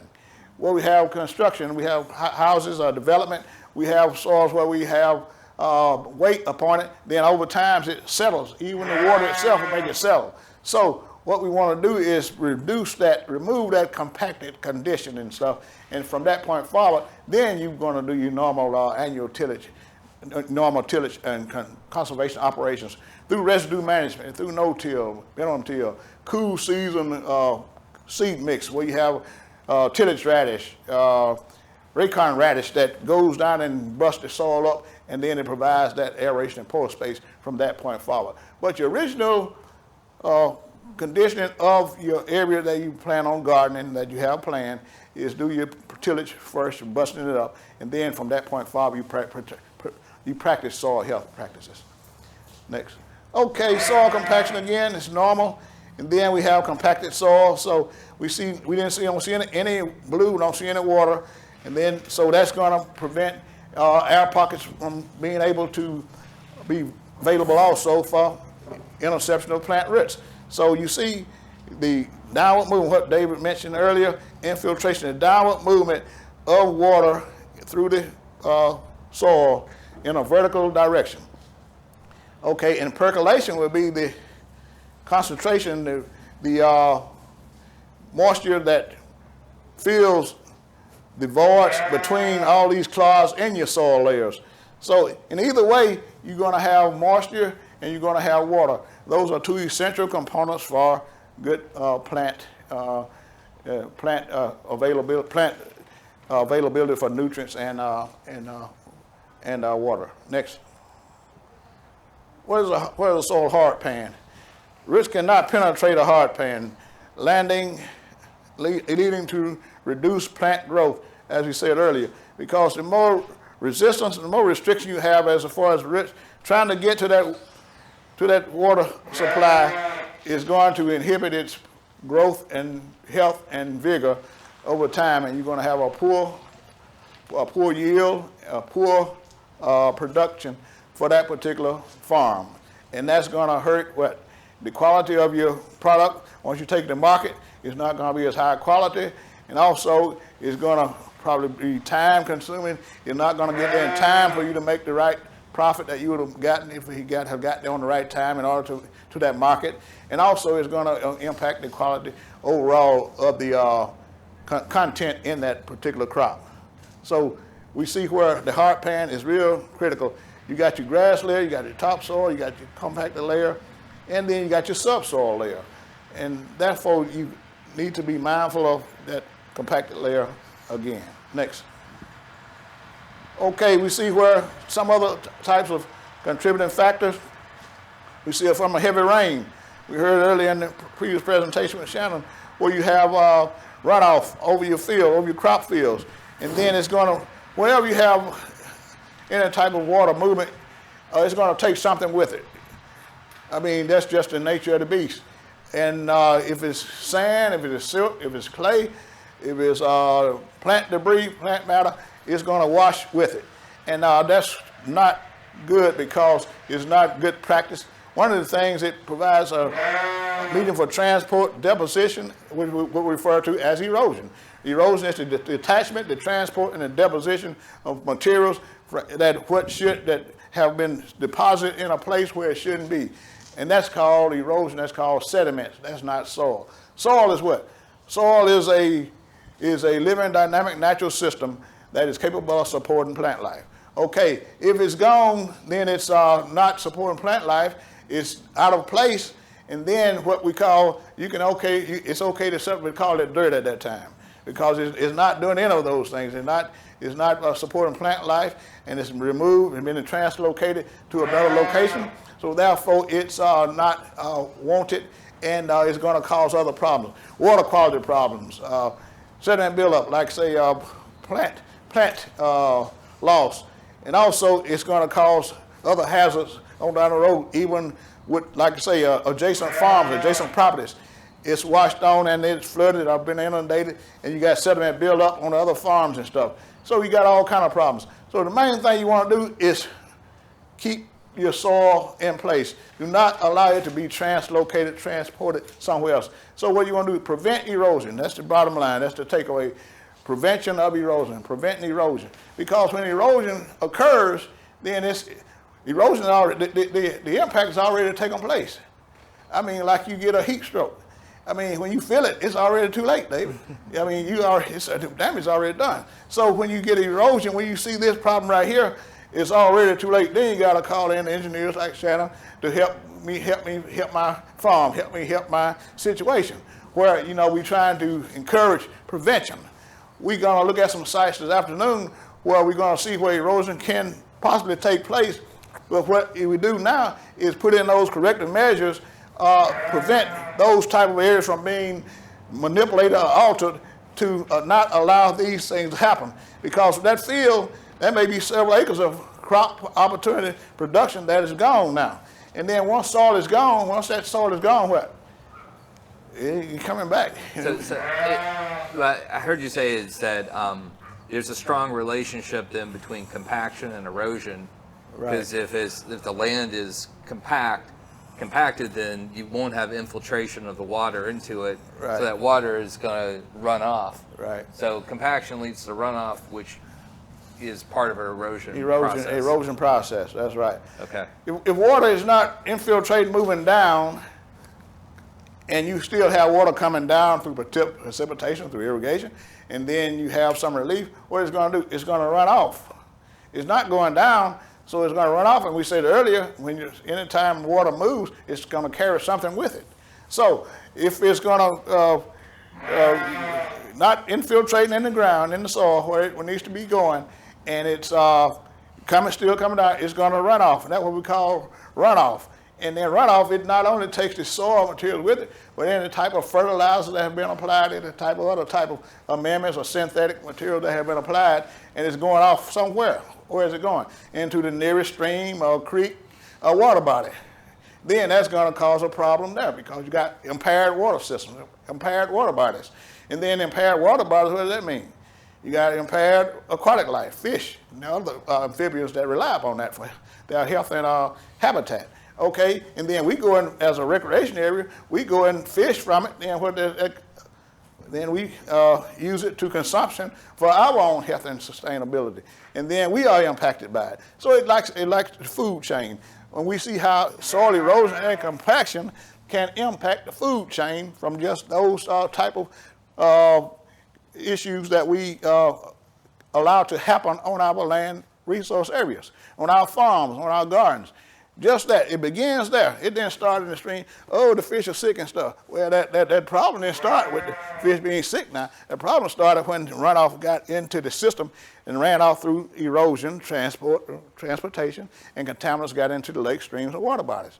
Okay, and became impaired, and then you got the fish ate it, and then you eat the fish, and then you get sick. Then we got to go to the doctor, and then it's just a cycle. It just goes on and on. So we just need to be aware of how that happens and stuff. We see things that the end results, but we did not see the origin of things. But where we are today, we as farmers, we are responsible. We are guilty in the community. I put it that way. So is it also like then that some of the practices that we can use for erosion are also some of the practices we can use for compaction? So we deal with those through different kinds of. It may take some time to deal with it, because you're dealing with it through plantings. And through through like we said earlier, through our cover crops. through some type of conservation cover. What we encourage is year-round cover, year-round some type of cover on the ground. Never leave the surface bare. Never leave your ground surface bare. Anytime you leave it bare, it's susceptible to some type of erosion. It's susceptible, and then you are not getting your soil health benefits at the same time. It's biological, it's mechanical, and it's technical. You are not, the biological part, you're not getting regeneration of nutrients that would be able to, the plants and microbes to be intercept and interact. You are allowing it open to erosion because of rainfall and precipitation. And then you are allowing health concerns and soil health management risk because you're impairing the water bodies. And water quantity and water quality are one of the primary initiatives that we encourage here in the state of Mississippi, water quality, water quantity. And then we have practices that we can really help install in order to help overcome or prevent those limitations from happening. Next. And we see runoff from animals. Animals contribute more, contributed to climate change, soil carbon, that is emitted back in the atmosphere probably than any other type of practice that we can think of. Large animals, they are, but we like food, we like meat, we like produce from the animals, we like that part of our diet, but at the same time, they are contributors to the climate change and global warming effect that we see today because of methane gases that allow carbon to go back in the atmosphere, and the growth of those type of practices. It is not a good. It is not a good mix for trying to reduce our carbon footprint. The animals and the tractors, fossil fuels, all that stuff contributes to the global carbon footprint. And this is where what Shannon was talking about earlier with the different kind of livestock and different kind of animals grazing. A good way to manage that is through the rotational grazing program that you always keep something planted. And never end up with that bare soil issue that we were talking about earlier. Right. Never the bare ground. Never bare ground. Never bare ground. Never bare ground. And like I say, that we had heard at one time we thought that bare ground, leaving the soil fallow for a year to let it rest. Okay, one thing about resting, if we say the soil was a living, dynamic, natural system, it don't need to die or rest from October to March during the cool season, then come back alive from March to October during the growing season. It needs to live year-round. We said it was a living, dynamic, natural system, and the microbes are the living system, so it needs to be living. So in order for it to live, it needs to have some green, live roots in the ground all the time in order for it to have a reason to interact, a reason to live. I mean, just microbes in the ground just tussling among themselves, that's not any good. You're fighting among yourselves. Okay, why use that just for some good, the greater good? Okay, help them reducing the carbon footprint. And that's what they would want, the soil biology wants to do anyway. But we thought it was a good to just leave the soil bare and not let it rest, let it die during the non-growing season. But that is not a good, we find out through years of understanding of soil biology, soil health, soil conditioning, the global and climate systems, that is not a good idea.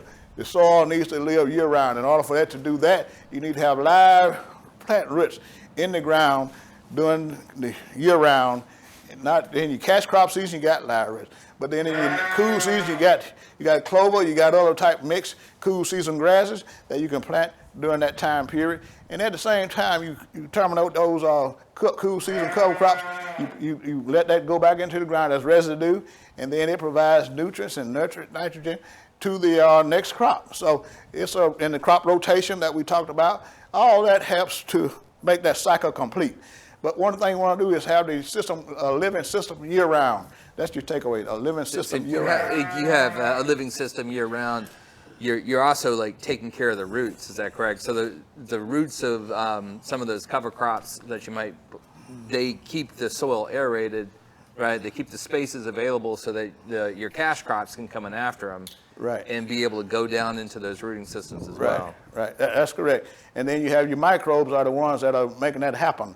You have the microbes are your energy source that are making that happen, because your microbes, they use carbon as an energy source in order for them to be able to function and operate themselves. In order for, and the excrement that comes out of that, then that's what is manufactured, generated, converted into able for plants to take it up. Plants cannot take up raw nutrients and minerals on its own. It has to be converted, has to be put into a form that plants roots can take it up. And that's where your microbes come into play at. And that's where your plant roots, what we were talking about, that's where your plant roots are able to receive, extract those type of nutrients from the soil particles, from the soil material, in order for them to be able to maintain growth and stability. And we talk about commercial amendments. We are trying to rid ourselves from that, because the more synthetic or commercial amendments you introduce into a system, then that removes the opportunity for your microbes to be able to do what they need to do. Okay, they have no excuse. They can take part of the synthetic amendments too. So what you want to do, but they would do it on their own.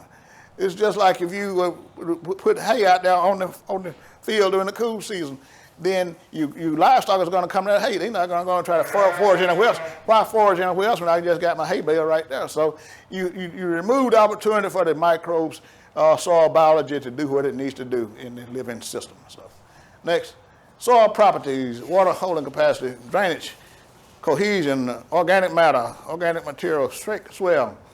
All these are concerns.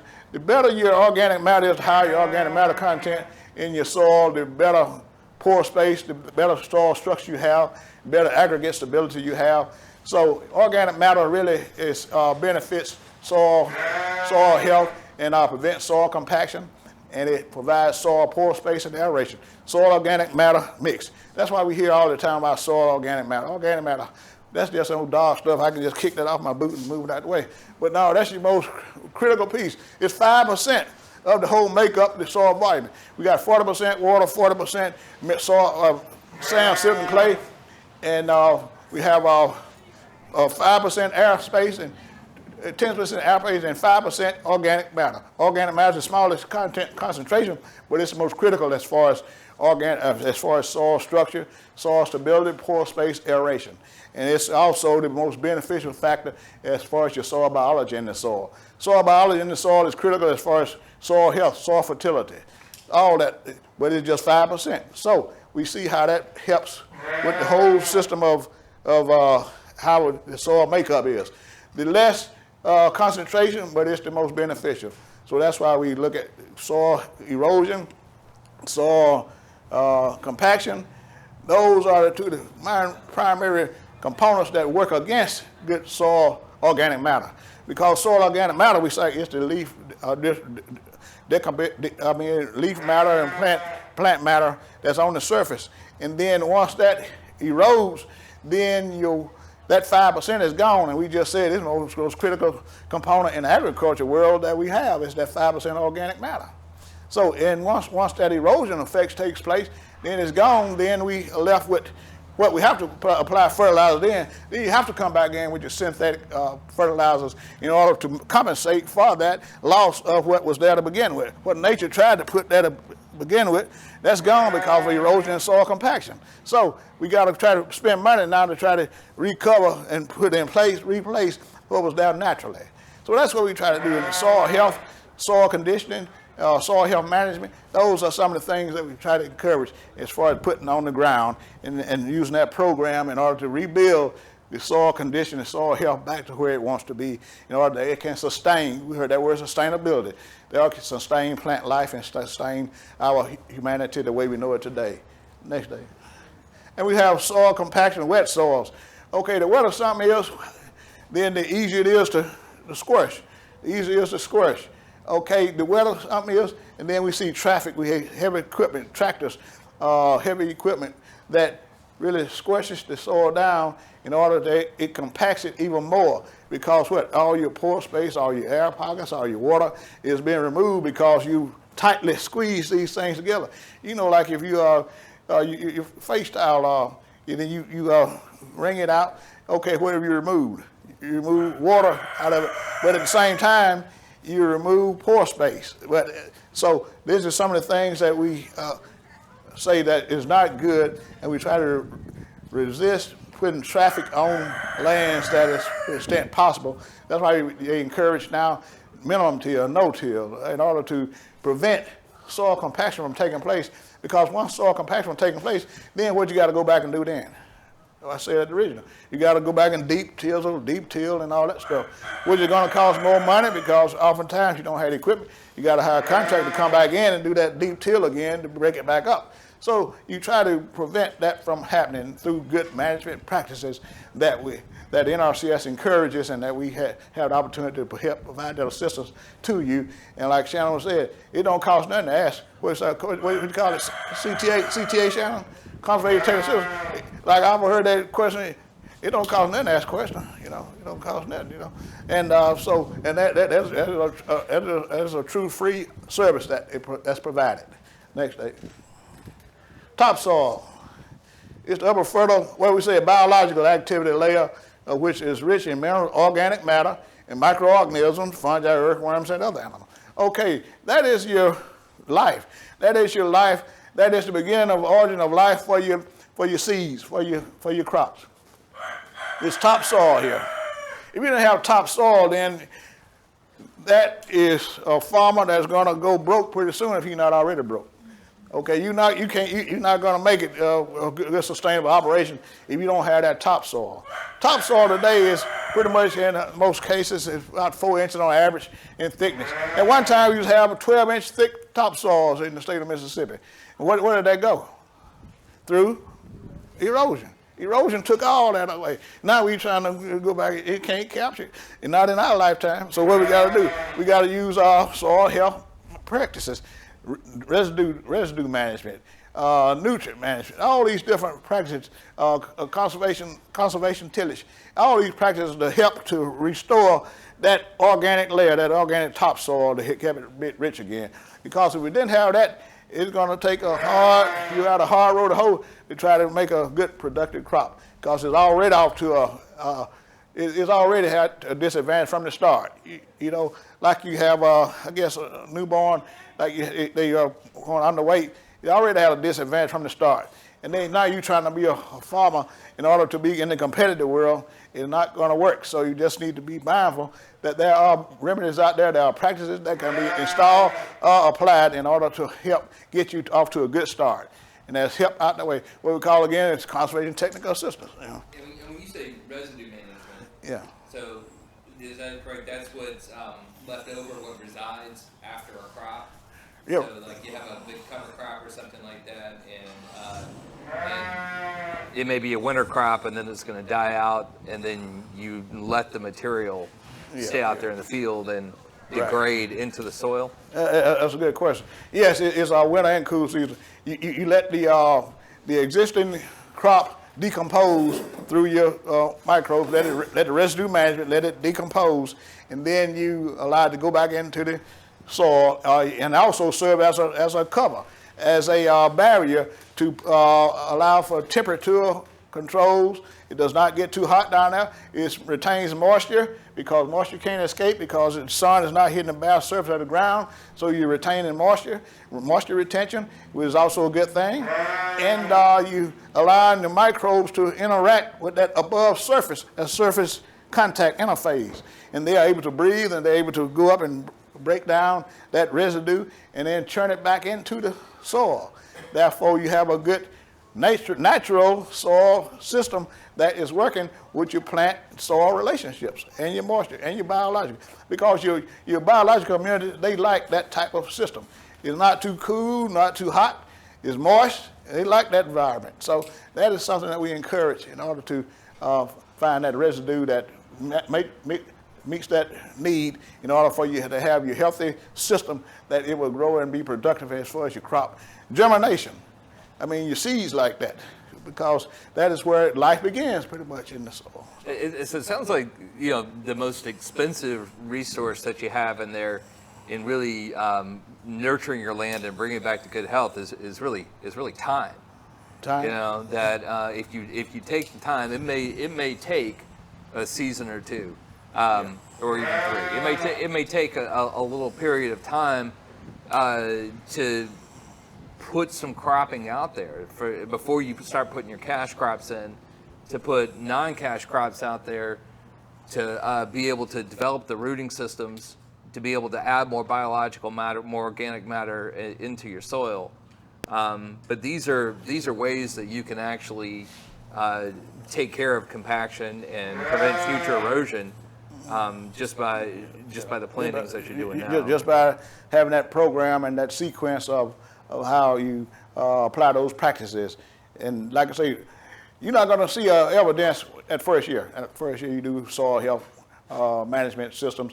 You're going to see it probably at third to the fifth year, third, fourth, or fifth year. You're going to see improvement in your organic carbon content. Right now we have organic carbon in our average on our soils, I guess 1% or less, 1% on average. Our natural organic carbon content, which is ideal, is 3%. 3% is our optimum as far as suitable for plant growth and plant fertility. Is 3% organic carbon, and we are now probably at probably 1% or less at 0.75%. So, in order to get there, these soil health practices, residue management, nutrient management, all these practices, that will help you get there naturally, biologically, and help you to sustain that, because it is a natural system. So we look at that as where we want to be, that measure, as far as getting 3% organic carbon in our soils in Mississippi. We're actually about at a stopping time now for us to go. I know we got a number of slides in here, but we'll make sure that everybody receives everything at the end of the day. But just before we go to lunch, want to make sure that we answer any questions specifically on compaction, but compaction, erosion, or anything so far. So now would be a good time to go ahead and raise your hand, ask some questions, get some ideas out there. So who wants to go first? It's lunchtime. have I asked the questions already, or are you guys just too hungry? Well, thank you for listening, and if you have any questions, then we'll have our information posted. Just reiterate about the practice. We're talking about a lot of different practices today. We will have a list of these together. So everyone who came today will send an email out.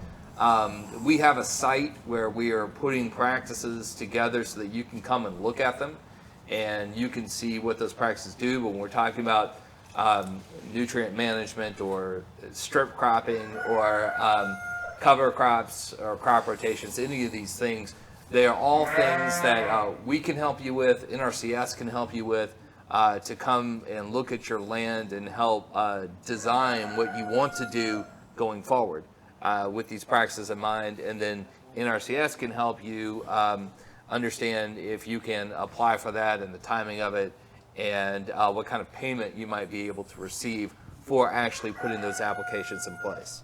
All right? So just keep that in mind. You can't get contracted to put these practices in place on your farm, but you want to start. The time to start is now. Start now by getting your assessment done. Before you end up, eroding or causing more runoff or doing more damage. Let's get it assessed now. All right. So thank y'all for this. Delaney, excellent job on that. Thank you. And we will be escorted over to lunch now. Thank you. Okay. Yes, this is one of our field stops. What we wanted to do today was look at edge of fields. We wanted to look at what's tilled and what's not tilled, and the reason that an area is not tilled, and we see the fence line in the foreground there, and why is it not farmed to the fence? There are several reasons, and this is one of the things that we want to illustrate, because we look at Piney Woods as a demonstration farm, so we want to demonstrate the right practices, the right techniques, and the right concepts. So we see a farm till field to our left here, and we see it's been recently tilled, but they stopped short of the area where we look at it as a sloping effect, and the slope goes to my right here. It's a gradual slope, but what's the significance of that? We talked about erosion, soil erosion, and then anytime you see slope or relief or topography change, that's increasing, you're going to be subject to erosion. Therefore, the tillage stopped and you have a permanent grass cover. We talked about grass cover, we talked about cover, permanent cover. Always have your ground covered, that whether it's in use or not in use, make sure you have some type of permanent cover. And we see an opportunity where we have a border along our line here. So the significance of that is they stopped because they saw it was a gradual slope and it was subject to erosion. So therefore they kept this as a grassed access area, a filter strip, a field border, whatever you want to call it. It's grass. It's not planted. It's unplanted area. So it also serving as a barrier for access of equipment for any type of use that they want to till the area that they have tilled. One of the things we're looking at the opportunity for heavy rainfall, heavy precipitation. It's probably going to stop right there at the edge of the grass, at the grass line, and it's not going to continue to wash over into the sloped area. And one of the reasons for that is you're keeping the soil that's tilled where it needs to be. You're keeping it on the field. You're keeping it in the patch. It's not getting over into an area where it's becoming what we call when the soil is out of place. It's not where it needs to be. It has been detached, transported, and deposited somewhere else. Then that sediment, then that is not soil because it's not any type of use. It's serving as a hindrance at that point. So you try to maintain a barrier wherever you till ground that you disturb it, you manipulate it, you alter it, you stop it right there where you see some indication that that's going to be some slope that's going to be a concern. And that's why we have other practices that we install, what we call field borders, filter strips. That is grass waterways. Those are practices that we encourage in order to compensate for the areas that you cannot farm. Okay, you can't farm it, but it's serving a practice, it's serving a purpose. The purpose is protecting the field that has been disturbed, the field that you're using for planting, the field that you're using to grow your crops and plants. So therefore, we're looking at a practice here that you have a till area, you have a field border, and you have an erosion control effect. That all three things are serving that purpose. So that's what we wanted to use today to emphasize what we had talked about in the classroom, how we protect soil erosion, prevent soil erosion. And these are one of the prevention measures. Now say, for instance, if that field hadn't stopped there and we had farmed all the way to the fence line, what would happen by now? And we call it erosion, and we call another thing, it would have started runoff, and then it would form start forming a gully. It would start forming a gully by now, all the way to the wood line, all the way to the ditch. And the reason you see that tree line there is probably because if it's a head cut, there's a stream that is inside that wood line. So that's where that head cut would have began encroaching. And we saw earlier about erosion, how it protrudes back into the field. And this whole area could have been lost if that practice hadn't been put in place, installed. We had a field border that is used as a barrier to protect the tilled area. So that's what we wanted to demonstrate, wanted to showcase or highlight today at this stop. This is a soil compaction test, what we call a piezometer, but they both the same principle. But what it does is find the depth to restriction. We talk about restriction, we talk about compact. So in the class session. So what this instrument does is it helps us determine where you're going to find some restriction at, and that's consistent with root penetration and all the things we talk about as far as plant growth and downward movement in order to tap into your nutrient and water source. So this is it's called a soil compaction test unit, and we see a graduated meter on here where you have green, you have yellow, you have red. We have green, you have yellow, you have red. I think that yellow on that meter, it starts about at 300. We have 300 units of resistance, that's where roots are going to find resistance at also. So, and if it's, the shallower it occurs, the shallower is your rooting depth. So you want to try to, what we talked about, we want to get your rooting depth on down past 10 to 12 inches or more.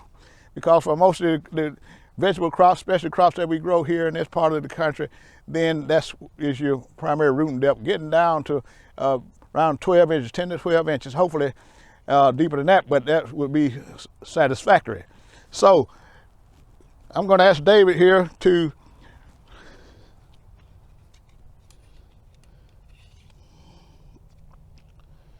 punch down, and wherever he finds it comes to the yellow in that 300 zone, right there, take it out. I'm going to determine that depth.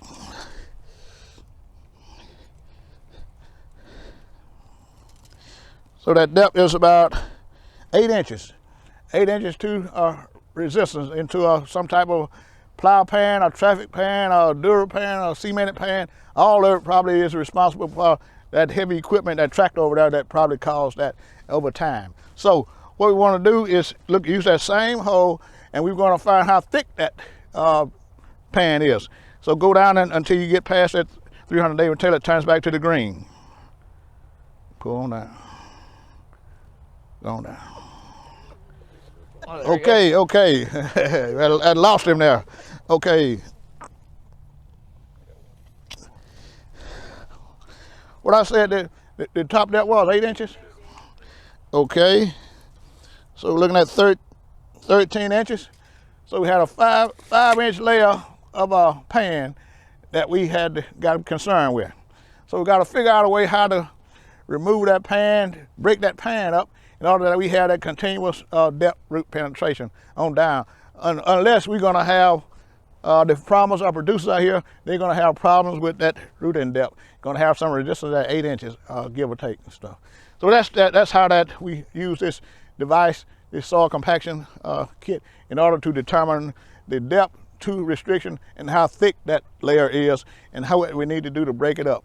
Now you have machinery like we talked about earlier, deep till supplying or deep tillage in order to break that, disrupt that pan. And then from that point on, then you can use soil health practices such as cool season tuber crops that would help keep that pan broken up.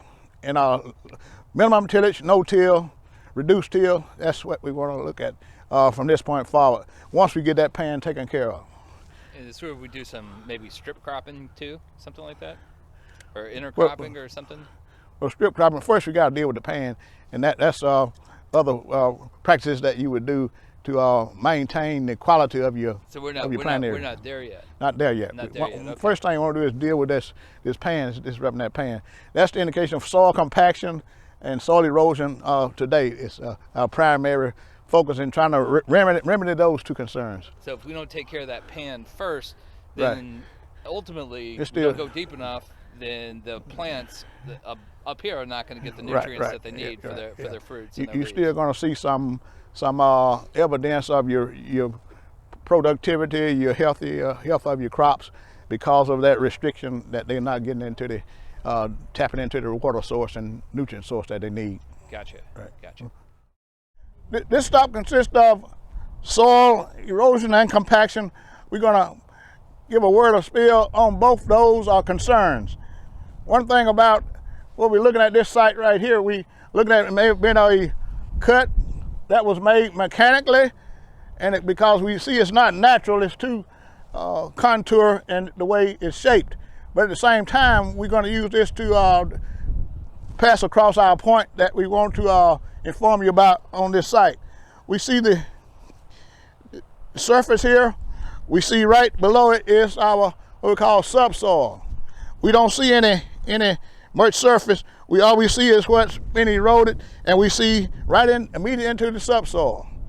So as far as any type of cropping program or cropping system, this would not be a good suitable site in order to determine, in order to use as far as cropping, row crops, because you're right into your subsoil. Like we said earlier, if you don't have any topsoil, you have low organic matter, low organic carbon content, is not suitable for seed germination. So this will be a poor site for any type of row crops because it's already eroded to the degree that you do not have your topsoil in place. And you have a subsoil, what we said that the prime texture for a good quality farmable land is what texture we said? Loam. Okay, this has a high clay content in it, a high clay content value. The clay content is, when field testing, is above 30%. Okay, so therefore, you're already outside of what would be quality, suitable material for farmland. And I said you do not have any topsoil. The topsoil is washed away. So you're starting out at a deficit to begin with. You do not have topsoil, and you're already into a clay type material right at the surface. So therefore, it is a poor site for any type of cropland production. Only type of production you would realize is you had to install a lot of amendments, a lot of synthetic components in order to bring it to any type of production level, but you probably overspent what any type of profit you will receive from it. So you look at the math of it, it would not make sense in order to try to convert this into any type of cropland. So in pasture land or grazing land, that's what it pretty much relatively suited for, okay? So, Lane, when you're just touching that, if I were farming out here, how can I tell just physically the difference between the clay and loam?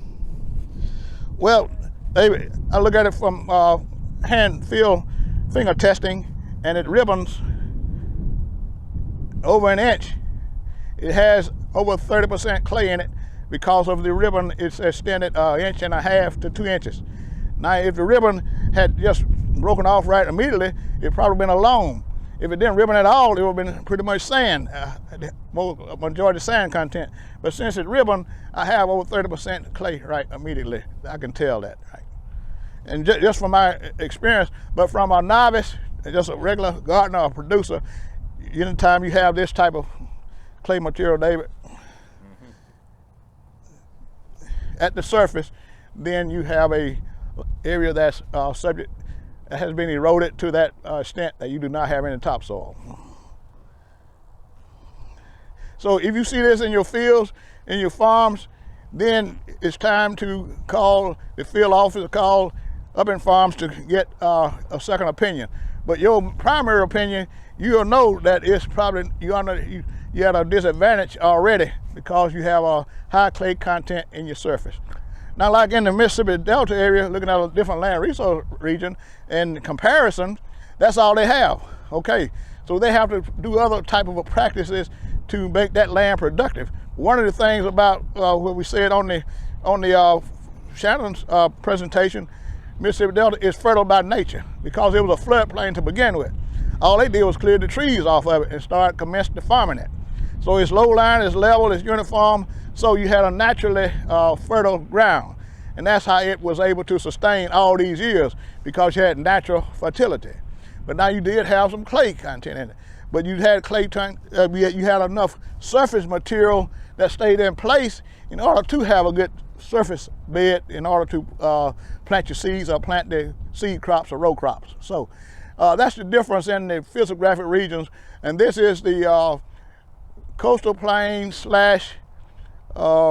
luscious lowlands of the luscious uplands that run north to south in Mississippi. So you're right on that fringe right now. You're in the lower part of the luscious uplands. So these areas have a lot of silt content and have a lot of clay content, very little sand. So if that delta area had a slight grade to it, like 2 or 3% grade, it may have lost a lot of that topsoil, that fertility. Yes, because it had that annual flooding from the river. So, but that's a receiving land, the Mississippi Delta. That material was deposited by flood events. You're going to see stratas of loam, you're going to see stratas of sand, you're going to see stratas of silt, stratas of clay in the Delta, because it was developed by flooding events over time.